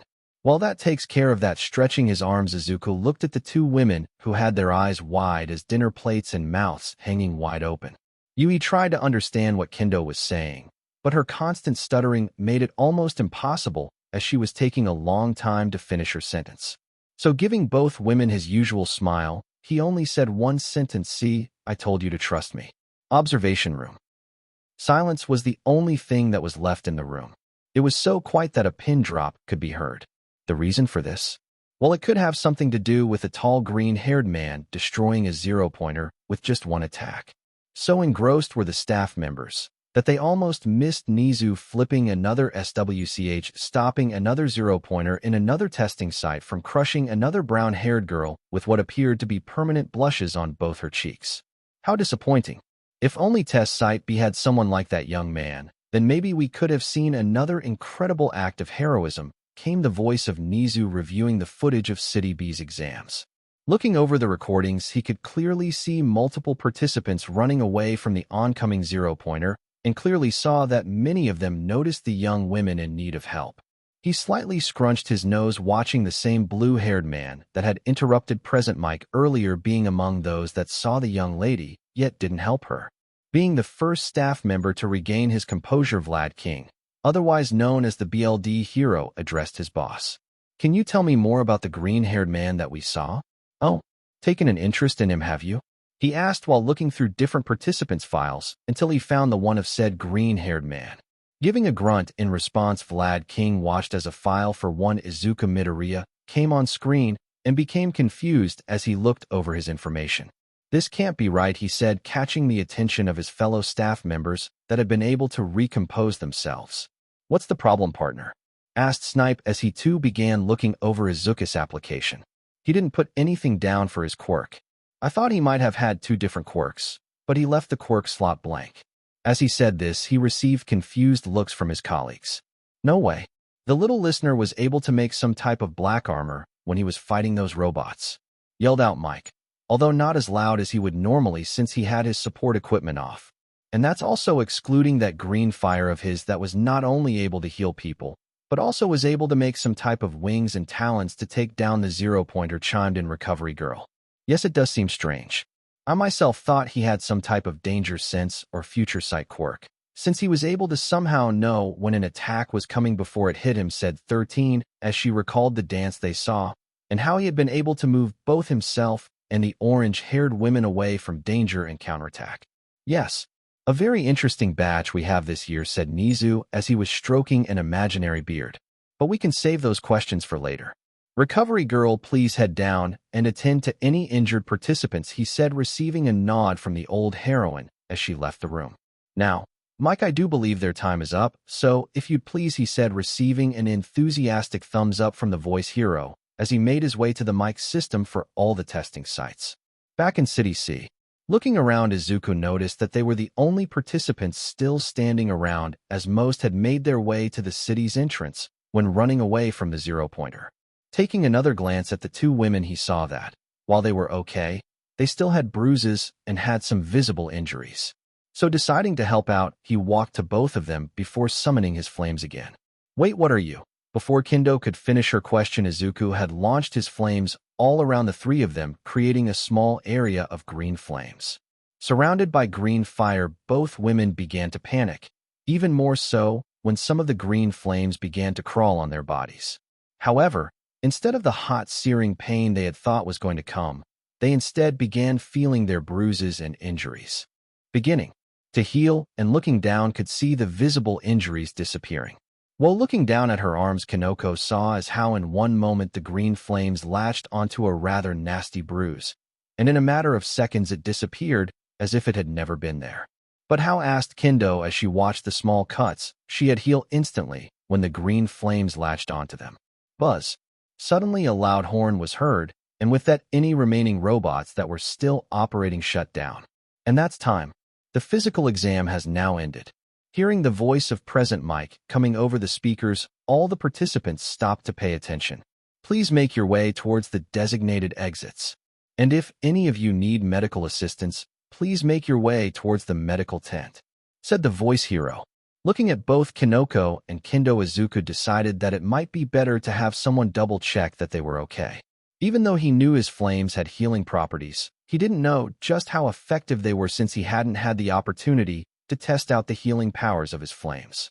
I know I helped heal you guys, but it's probably a good idea to have one of the medical staff members double-check, he said, receiving nods of agreement from both women. Making their way towards the medical tent, Kendo couldn't help but glance over at the tall man. Everything about him just left her wanting to know more. He had been helpful not once, not twice, but during the whole exam. He had helped motivate the pink-skinned women when he could have just left her alone to possibly score lower due to her panicking and increasing his chances. And then again with the short brown-haired girl by helping calm her nerves and saving both of them from the zero-pointer. A blush soon crossed her face, remembering how the two of them literally danced hand in hand while fighting off those 1- and 2-pointers when they were surrounded. Thankfully, she was taken out of her thoughts when she heard the brown-haired girl begin to talk. Ugh, Midoriya-san. Looking down at the voice, Izuku saw that Kinoko was trying to look up at him, but the height difference was making that a little difficult for her. Yes, Kinoko-san. Seeing that he was looking directly at her, the shorter woman began fidgeting with her fingers and looked away with a blush beginning to spread on her face. I'm sorry.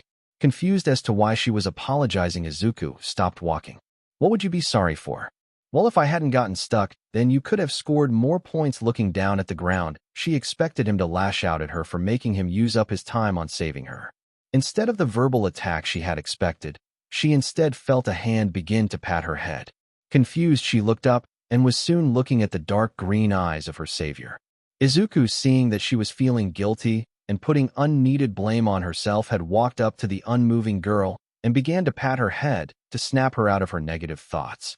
You have nothing to be sorry for, Komori. You were in trouble, and I had the power to help. And I'd make the same decision even if I had to give up all my points. Giving the girl a heart-warming smile, Izuku noticed that they were almost at the medical tent. Now let's get you two checked up so we can call it a day. Resuming his way to the tent, Izuku didn't notice the completely red-faced Kinoko and blushing Kendo. Kinoko was both happy and relieved to hear that he didn't blame her for not getting any more points.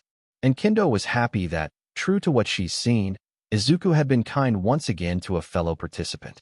However, both young women had not been prepared for his honest words towards Kinoko, especially when he had wholeheartedly said that he would have given up his points just to do it again. While Kinoko was burning up from embarrassment, Kendo was, for some reason, feeling a little disappointed that he hadn't said that to her. But she soon shook herself out of those thoughts when she remembered the dance the two shared when fighting against all those 1- and 2-pointers. Her face also became shades redder the more she remembered. After a few moments, both young women noticed that their companion had left them behind and quickly made their way to catch up to him. After a small checkup from Recovery Girl, both girls were given the go-ahead to head home, while Izuku stayed and helped with some of the more injured participants at the request of the veteran medic. He was mostly surprised when he helped heal another brown-haired girl that reminded him of Kinoko, although she was asleep as Recovery Girl had used her quirk on her earlier. Not long after, Izuku finally left, getting a thank you from the veteran medic for his assistance. As he was about to pass the large gates of Yui, he saw two people standing on the side. He instantly recognized one of them as Yui, as she had stopped whatever she was talking about with the person next to her when she saw him approaching. Standing next to his friend was a rather pale-skinned young woman with chin-length, pale gray hair parted on her right, which obscured the majority of the left side of her face. Although the most prominent part of her was her hands, as she was holding them up as high as her elbows with her hands draped down. The gesture somewhat reminding Izuku of a ghost. I almost thought that you left. This is Reiko, the friend I told you about. Giving his friend a confused look, he laid his eyes on the gray-haired girl, as she was also staring at him with her dark blue eyes. You are really tall. Sweat dropping at her response, Izuku decided to just shake it off and try to befriend her. After all, a friend of Yui was a friend of his. Yes, I get that a lot. It's nice to meet you, miss. Sticking out his hand for a handshake, Yui's friend looked at his outstretched hand as if it was an unknown object. Feeling as if he had done something wrong, Izuku was about to apologize when Yui started talking. Come on, Reiko, you said you wanted to meet him, and now you're getting cold feet. As the gray-haired woman processed what Yui said, she ever so gently placed her hand over Izuku's and gave him a slight handshake. I'm Reiko Yanagi. A pleasure to meet you, Midoriya-san. Sorry about my earlier behavior. I've had the most positive experience with new people. Smiling at the now-named woman, Izuku let out a small breath he hadn't realized he had been holding. A pleasure to meet you as well, Yanagi-san. Now, before Izuku could continue, a loud growling was heard. Rubbing the back of his head in embarrassment, Izuku gave both women a sheepish smile. I guess I'm a bit hungry after fighting all those robots. Say, how about we go out to get something to eat on me?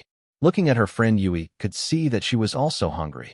and she herself could also go for a bite to eat, as she had used a lot of energy during her physical test launching Ruble at robots and helping people out unlucky participants from collapsed buildings. Receiving nods of agreement from both women, the trio began to make their way towards a popular area that had different varieties of street food. Later, anything interesting happen at your testing sites? Having finished eating, the trio of friends had began making their way towards their homes. Wanting to see them off, Izuku offered to walk both women home. Before Reiko could decline his offer, Yui had said yes, and deciding to go with the flow had agreed as well. So in an attempt to make small talk, the gray-haired women had asked an open question for either Yui or Izuku. To answer, not really. But there was this small man that had grape for hair who tried to hit on all of the girls at my test site. Having spent time with her, Izuku was a little surprised when he could hear disgust in her voice when talking about this guy. Whoever this guy was must have been completely disgusting to make someone as stoic as Yui show such emotion. Same for me. Although there was this one really angry guy that kept shouting obscenities at anyone that near him. All he did was charge at the robots, and even caused some ruble to fall on other people, said Reiko, recounting her experience in test site A. What about you, Midoriya-san? Asked Reiko, glancing over to the taller man. Taking a thinking pose, Izuku began to go over his test, trying to recall if anything interesting happened. Not much. I did partner up with a woman I meet during my written exam when we were both surrounded by 1 and 2 pointers. Still trying to think, Izuku missed the small gleam that appeared in Yui's eyes at that piece of information. And I got to destroy one of those 0 pointers. But other than that, nothing really that interesting, he said, shrugging his shoulders. Hearing this, both women stopped in their tracks and just stared at the green-haired man. One with disbelief and the other one with her usual stoic expression, but surprise visible in her eyes. You destroy a 0 pointer, confused as to why the two women were looking at him weirdly. Izuku just gave them a nod. Letting out an exaggerated sigh, all Yui did was shake her head and continue to walk, Izuku soon following behind her, still confused as to why they had given him those looks. As she watched her companions continue to walk, only one thought went through Reiko as she continued to look at the back of the tall green-haired man. Interesting. So, this was the end of this series. Stay tuned for next part of this series, and if you like this video, don't forget to like, share, and subscribe to our channel. Until next time.